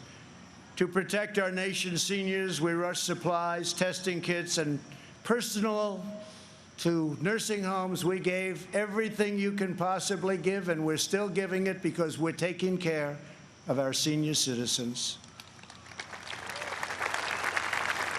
The Army Corps of Engineers built field hospitals, and the Navy deployed our great hospital ships. We developed from scratch the largest and most advanced testing system anywhere in the world. America has tested more than every country in Europe put together and more than every nation in the Western Hemisphere combined. Think of that. We have conducted 40 million more tests than the next closest nation, which is India. We developed a wide array of effective treatments, including a powerful antibody treatment known as convalescent plasma. You saw that on Sunday night when we announced it, that will save thousands and thousands of lives. Thanks to advances, we have pioneered the fatality rate, and you look at it and you look at the numbers, it has been reduced by 80% since April, 80%. The United States has among the lowest case fatality rates of any major country anywhere in the world. The European Union's case fatality rate is nearly 3 times higher than ours, but you don't hear that. They don't write about that. They don't want to write about that. They don't want you to know those things. Altogether, the nations of Europe have experienced a 30% greater increase in excess mortality than the United States. Think of that. We enacted the largest package of financial relief in American history. Thanks to our Paycheck Protection Program, we have saved or supported more than 50 million American jobs. That's one of the reasons that we're advancing so rapidly with our economy. Great job. As a result, we have seen the smallest economic contraction of any major Western nation, and we are recovering at a much faster rate than anybody. Over the past 3 months, we have gained over 9 million jobs, and that's a record in the history of our country. Unfortunately, from the beginning, our opponents have shown themselves capable of nothing but a partisan ability to criticize. When I took bold action to issue a travel ban on China very early indeed, Joe Biden called it hysterical and xenophobic. And then I introduced a ban on Europe very early again. If we had listened to Joe, hundreds of thousands more Americans would have died. Instead of following the science, Joe Biden wants to inflict a painful shutdown on the entire country. His shutdown would inflict unthinkable and lasting harm on our nation's children, families, and citizens of all backgrounds. The cost of the Biden shutdown would be measured in increased drug overdoses, depression, alcohol addiction, suicides, heart attacks, economic devastation, job loss, and much more. Joe Biden's plan is not a solution to the virus, but rather it's a surrender to the virus.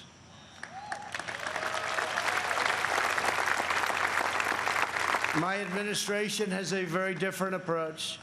To save as many lives as possible, we are focusing on the science, the facts, and the data. We are aggressively sheltering those at highest risk, especially the elderly, while allowing lower-risk Americans to safely return to work and to school. And we want to see so many of those great states be opened by Democrats. We want them to be open. They have to be open. They have to get back to work. They have to get back to work, and they have to get back to school. Most importantly, we are marshaling America's scientific genius to produce a vaccine in record time. Under Operation Warp Speed, we have 3 different vaccines in the final stage of trials. Right now, years ahead of what has been achieved before. Nobody thought it could ever be done this fast. Normally, it would be years, and we did it in a matter of a few months. We're producing them in advance so that hundreds of millions of doses will be quickly available. We will have a safe and effective vaccine this year, and together we will crush the virus.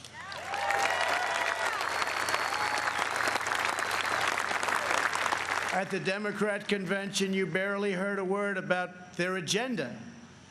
But that's not because they don't have one. It's because their agenda is the most extreme set of proposals ever put forward by a major party nominee. Joe Biden may claim he is an ally of the light, but when it comes to his agenda, Biden wants to keep us completely in the dark. He doesn't have a clue. He has pledged a $4 trillion tax hike on almost all American families, which will totally collapse our rapidly improving economy and once again, record stock markets that we have right now will also collapse.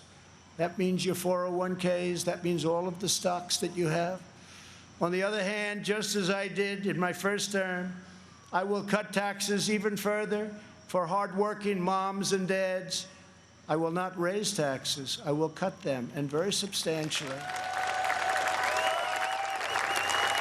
And we will also provide tax credits to bring jobs out of China back to America, and we will impose tariffs on any company that leaves America to produce jobs overseas. We will make sure our companies and jobs stay in our country, as I've already been doing for quite some time, if you've noticed. Joe Biden's agenda is made in China. My agenda is made in the USA.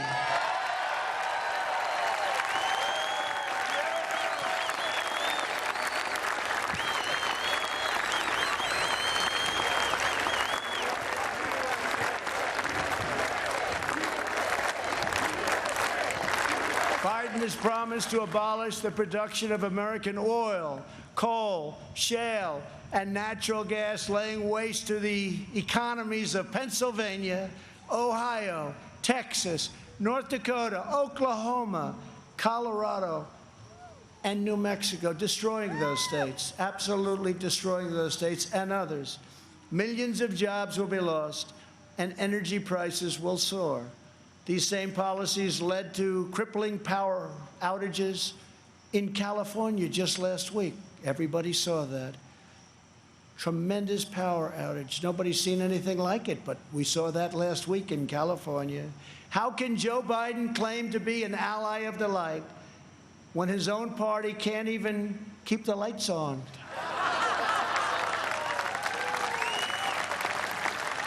Joe Biden's campaign has even published a 110-page policy platform. You can't get away from this.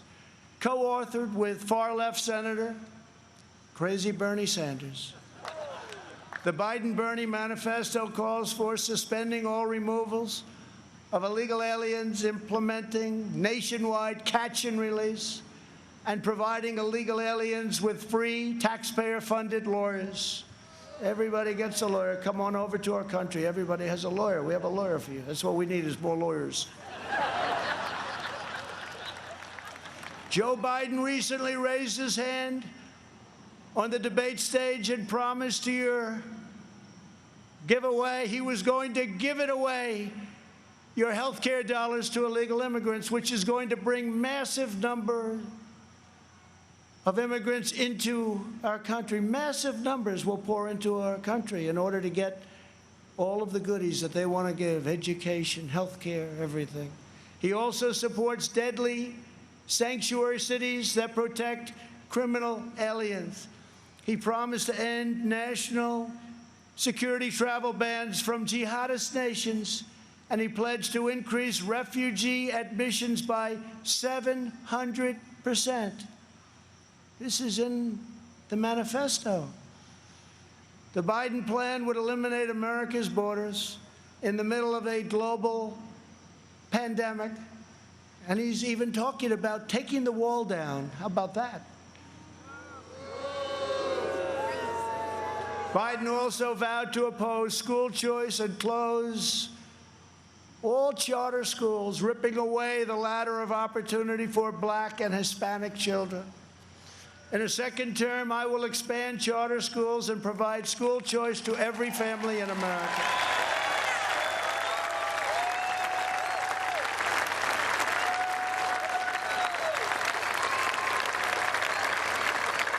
And we will always treat our teachers with the tremendous respect that they deserve. Great people. Great, great people. Joe Biden claims he has empathy for the vulnerable, yet the party he leads supports the extreme late-term abortion of defenseless babies right up until the moment of birth. Democrat leaders talk about moral decency, but they have no problem with stopping a baby's beating heart in the 9th month of pregnancy. Democrat politicians refuse to protect innocent life, and then they lecture us about morality and saving America's soul. Tonight, we proudly declare that all children, born and unborn, have a God-given right to life.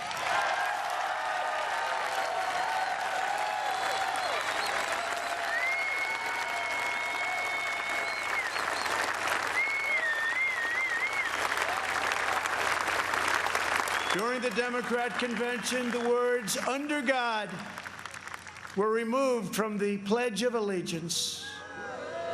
Not once, but twice. We will never do that. But the fact is, this is where they're coming from. Like it or not, this is where they're coming from. If the left gains power, they will demolish the suburbs, confiscate your guns, and appoint justices who will wipe away your Second Amendment and other constitutional freedoms. Biden is a Trojan horse for socialism. If Joe Biden doesn't have the strength to stand up to wild-eyed Marxists like Bernie Sanders and his fellow radicals, and there are many, we see them all the time, it's incredible actually, then how is he ever going to stand up for you? He's not. The most dangerous aspect of the Biden platform is the attack on public safety. The Biden-Bernie manifesto calls for abolishing cash bail, immediately releasing 400,000 criminals onto the streets and into your neighborhoods. When asked if he supports cutting police funding, Joe Biden replied, "Yes, absolutely." When Congresswoman Ilhan Omar called the Minneapolis Police Department a cancer that is rotten to the root, Biden wouldn't disavow her support and reject her endorsement. He proudly displayed it shortly later on his website. Displayed it in big letters. Make no mistake, if you give power to Joe Biden, the radical left will defund police departments all across America. They will pass federal legislation to reduce law enforcement nationwide. They will make every city look like Democrat-run Portland, Oregon. No one will be safe in Biden's America. My administration will always stand with the men and women of law enforcement.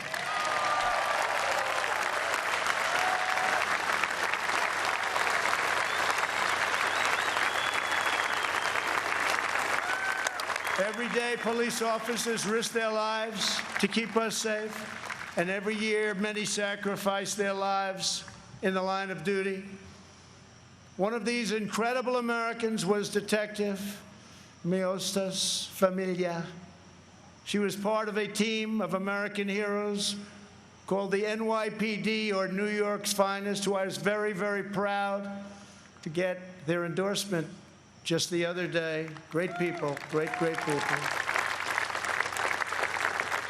They were allowed to do their job. You'd have no crime in New York. Rudy Giuliani knows that better than anybody.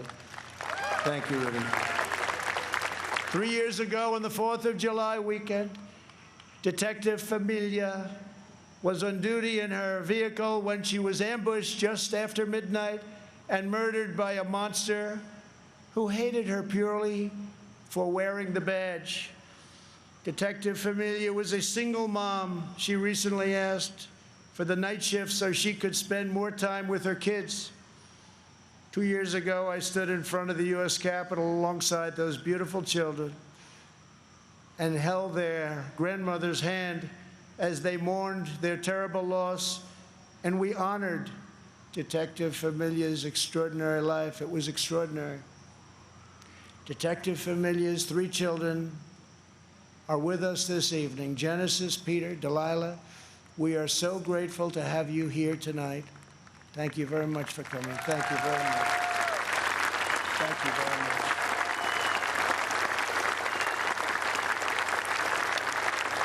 Thank you very much.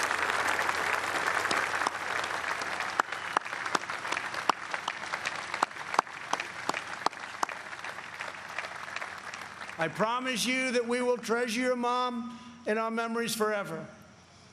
We must remember that the overwhelming majority of police officers in this country, and that's the overwhelming majority, are noble, courageous, and honorable. We have to give law enforcement, our police, back their power. They are afraid to act. They are afraid to lose their pension. They are afraid to lose their jobs. And by being afraid, they are not able to do the job that they so desperately want to do for you. And those who suffer most are the great people who they protect and who they want to protect at an even higher level. When there is police misconduct, the justice system must hold wrongdoers fully and completely accountable, and it will. But when we can never have a situation where things are going on as they are today, we must never allow mob rule. We can never allow mob rule. In the strongest possible terms, the Republican Party condemns the rioting, looting, arson, and violence we have seen in Democrat-run cities all, like Kenosha, Minneapolis, Portland, Chicago, and New York, and many others, Democrat-run. There is violence and danger in the streets of many Democrat-run cities throughout America. This problem could easily be fixed if they wanted to. Just call. We're ready to go in. We'll take care of your problem in a matter of hours. Just call. We have to wait for the call. It's too bad we have to, but we have to wait for the call. We must always have law and order. All federal crimes are being investigated, prosecuted, and punished to the fullest extent of the law. When the anarchists started ripping down our statues and monuments right outside, I signed an order immediately, 10 years in prison, and it was a miracle. It all stopped. No more statues. They said, that's just too long, as they looked at a statue. I think we'll rip it down. Then they said 10 years in prison. I think that's too long. Let's go home. During their convention, Joe Biden and his supporters remained completely silent about the rioters and criminals spreading mayhem in Democrat-run cities. They never even mentioned it during their entire convention. Never once mentioned. Now they're starting to mention it because their poll numbers are going down like a rock in water. It's too late, Joe.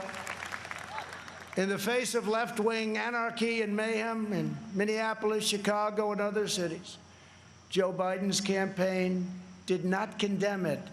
They donated to it. At least 13 members of Joe Biden's campaign staff donated to a fund to bail out vandals, arsonists, anarchists, looters, and rioters from jail. Here tonight is the grieving family of retired police captain David Dorn, a 38-year veteran of the St. Louis Police Department, a great man and a highly respected man by all. In June, Captain Dorn was shot and killed as he tried to protect a store from rioters and looters, or as the Democrats would call them, peaceful protesters. They call them peaceful protesters. We're honored to be joined tonight by his wonderful wife, Ann, and beloved family members, Brian and Kaylin. To each of you, we will never forget the heroic legacy of Captain David Dorn. Thank you very much for being here. Thank you.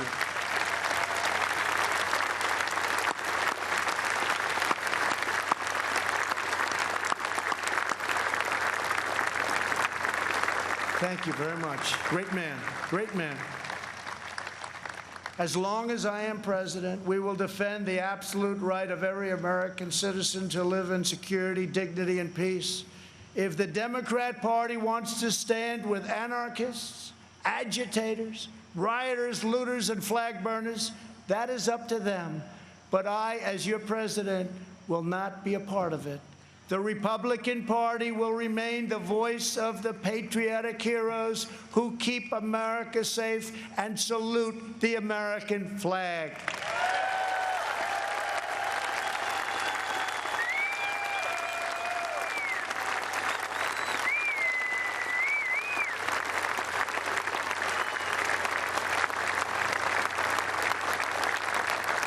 Last year, over 1,000 African Americans were murdered as a result of violent crime in just 4 Democrat-run cities. The top 10 most dangerous cities in the country are run by Democrats and have been for many decades. Thousands more African Americans are victims of violent crime in these communities.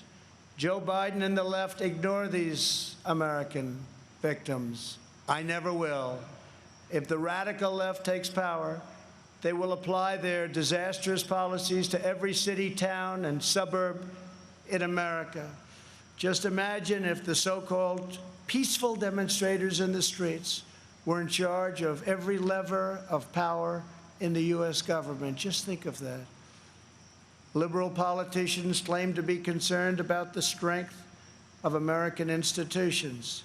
But who exactly is attacking them? Who is hiring the radical professors, judges, and prosecutors? Who is trying to abolish immigration enforcement and establish speech codes designed to muzzle dissent? In every case, the attacks on American institutions are being waged by radical left. Always remember, they are coming after me because I am fighting for you. That's what's happening. And it's been going on from before I even got elected.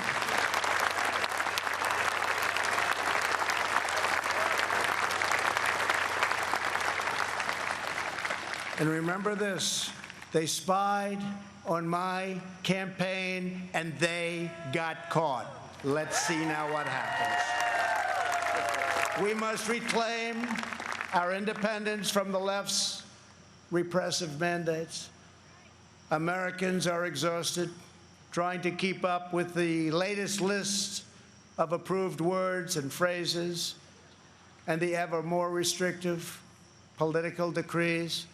Many things have a different name now, and the rules are constantly changing.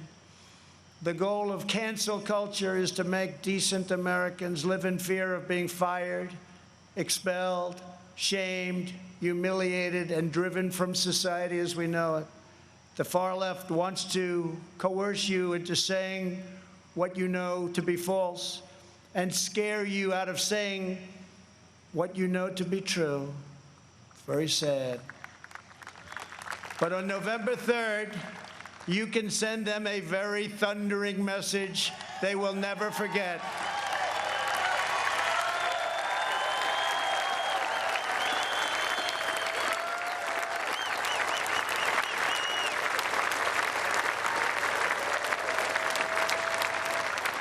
Thank you.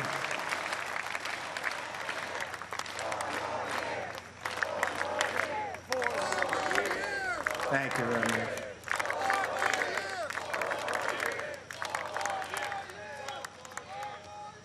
Joe Biden is weak. He takes his marching orders from liberal hypocrites who drive their cities into the ground while fleeing far from the scene of the wreckage. These same liberals want to eliminate school choice while they enroll their children in the finest private schools in the land. They want to open our borders while living in Waldorf compounds and communities in the best neighborhoods in the world. They want to defund the police while they have armed guards for themselves. This November, we must turn the page forever on this failed political class. The fact is, I'm here. What's the name of that building?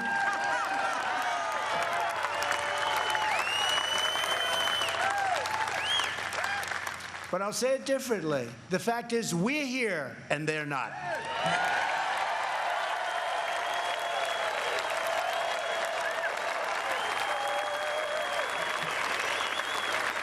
To me, one of the most beautiful buildings anywhere in the world, and it's not a building, it's a home as far as I'm concerned. Not even a house, it's a home. It's a wonderful place with an incredible history. But it's all because of you. Together we will write the next chapter of the great American story. Over the next 4 years, we will make America into the manufacturing superpower of the world. We will expand opportunity zones. Thank you, Tim Scott. Bring home our medical supply chains, and we will end our resilience for bad things. We will go right after China. We will not rely on them one bit. We're taking our business out of China. We are bringing it home. We want our business to come home. We will continue to reduce taxes and regulations at levels not seen before. We will create 10 million jobs in the next 10 months, and it'll be higher than that. We will hire more police, increase penalties for assaults on law enforcement, and surge federal prosecutors into high-crime communities. We will ban deadly sanctuary cities and ensure that federal health care is protected for American citizens, not for illegal aliens. We will have strong borders, and I've said for years, without borders, we don't have a country. Don't have a country. Strike down terrorists who threaten our people, and keep America out of endless and costly foreign wars. We will appoint prosecutors, judges, justices who believe in enforcing the law, not enforcing their own political agenda, which is illegal. We will ensure equal justice for citizens of every race, religion, color, and creed. We will uphold your religious liberty and defend your Second Amendment right to keep and bear arms.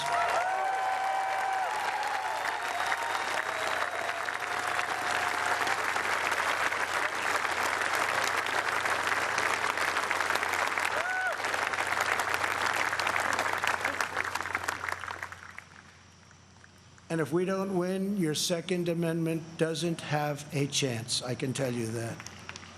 I have totally protected it. We will protect Medicare and Social Security. We will always and very strongly protect patients with pre-existing conditions, and that is a pledge from the entire Republican Party. Thank you, Kevin. We will end surprise medical billing, require price transparency, and further reduce the cost of prescription drugs and health insurance premiums. They're coming way down. We will greatly expand energy development, continuing to remain the #1 in the world, and keep America energy independent.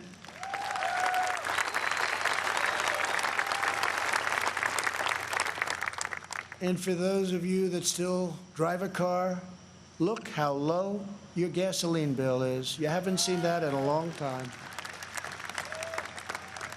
We will win the race to 5G and build the world's best cyber and missile defense, already under construction. We will fully restore patriotic education to our schools and always protect, we will always, always protect free speech on college campuses.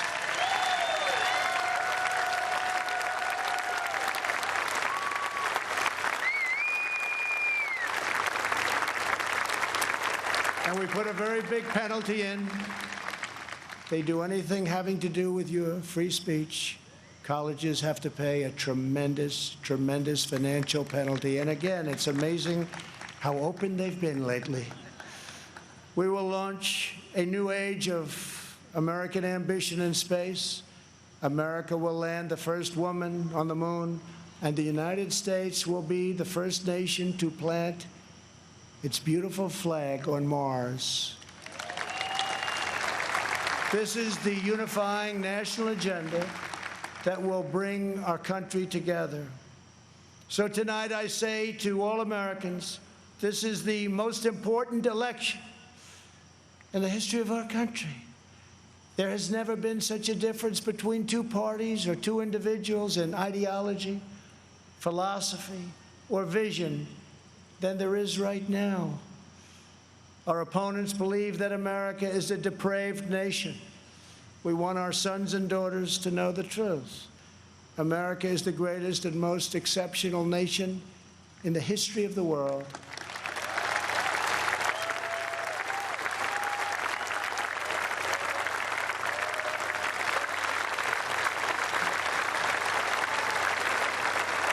Our country wasn't built by cancel culture, speech codes, and soul-crushing conformity. We are not a nation of timid spirits. We are a nation of fierce, proud, and independent American patriots.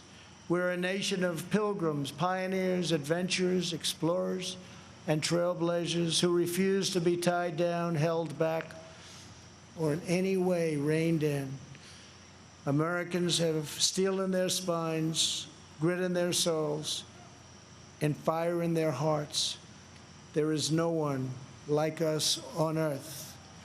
I want every child in America to know that you are part of the most exciting and incredible adventure in human history.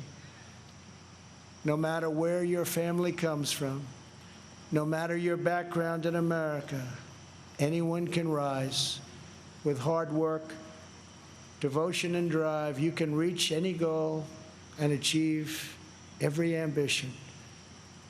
Our American ancestors sailed across the perilous ocean to build a new life on a new continent.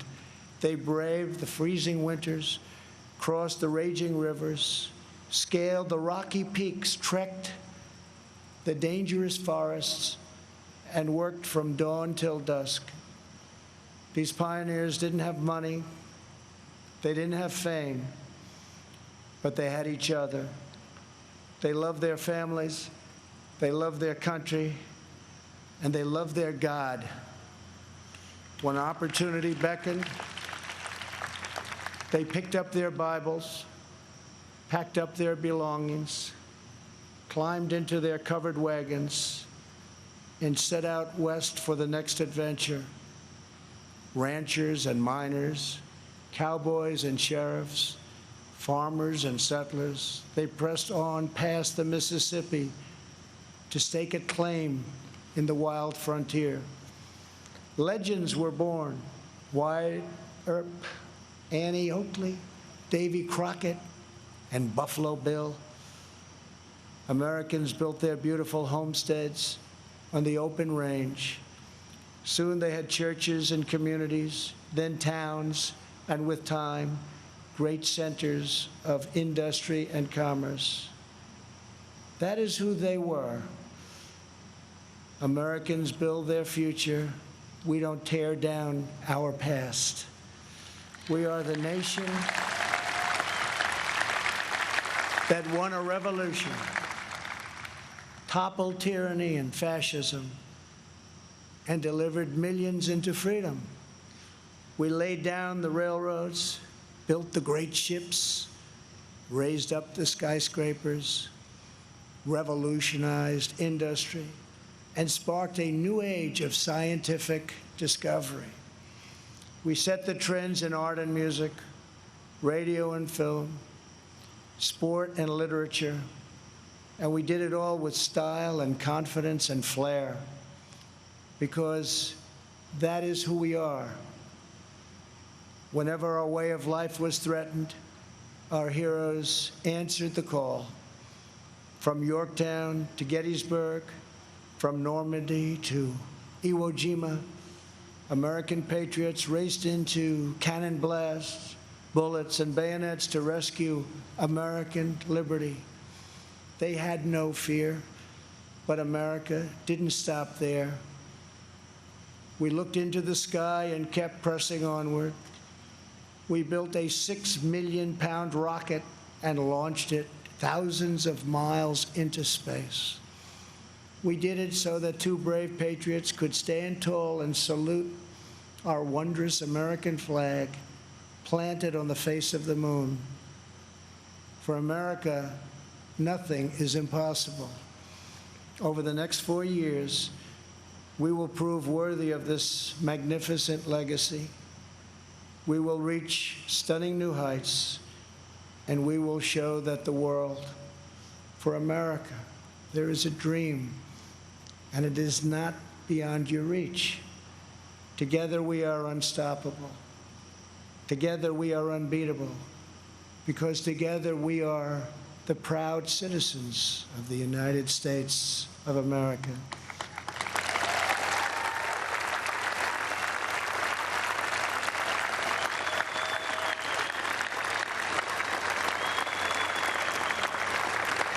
And on November 3rd,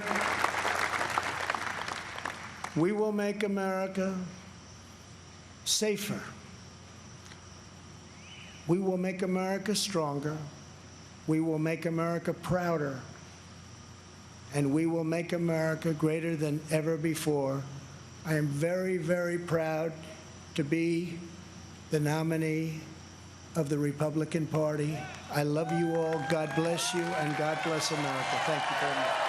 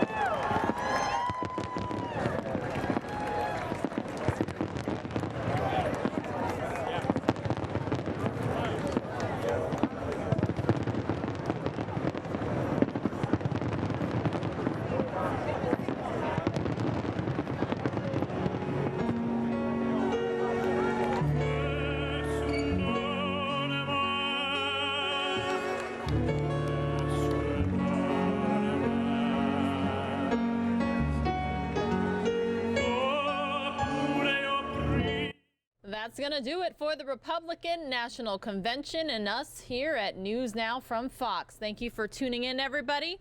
Be safe. Have a great night.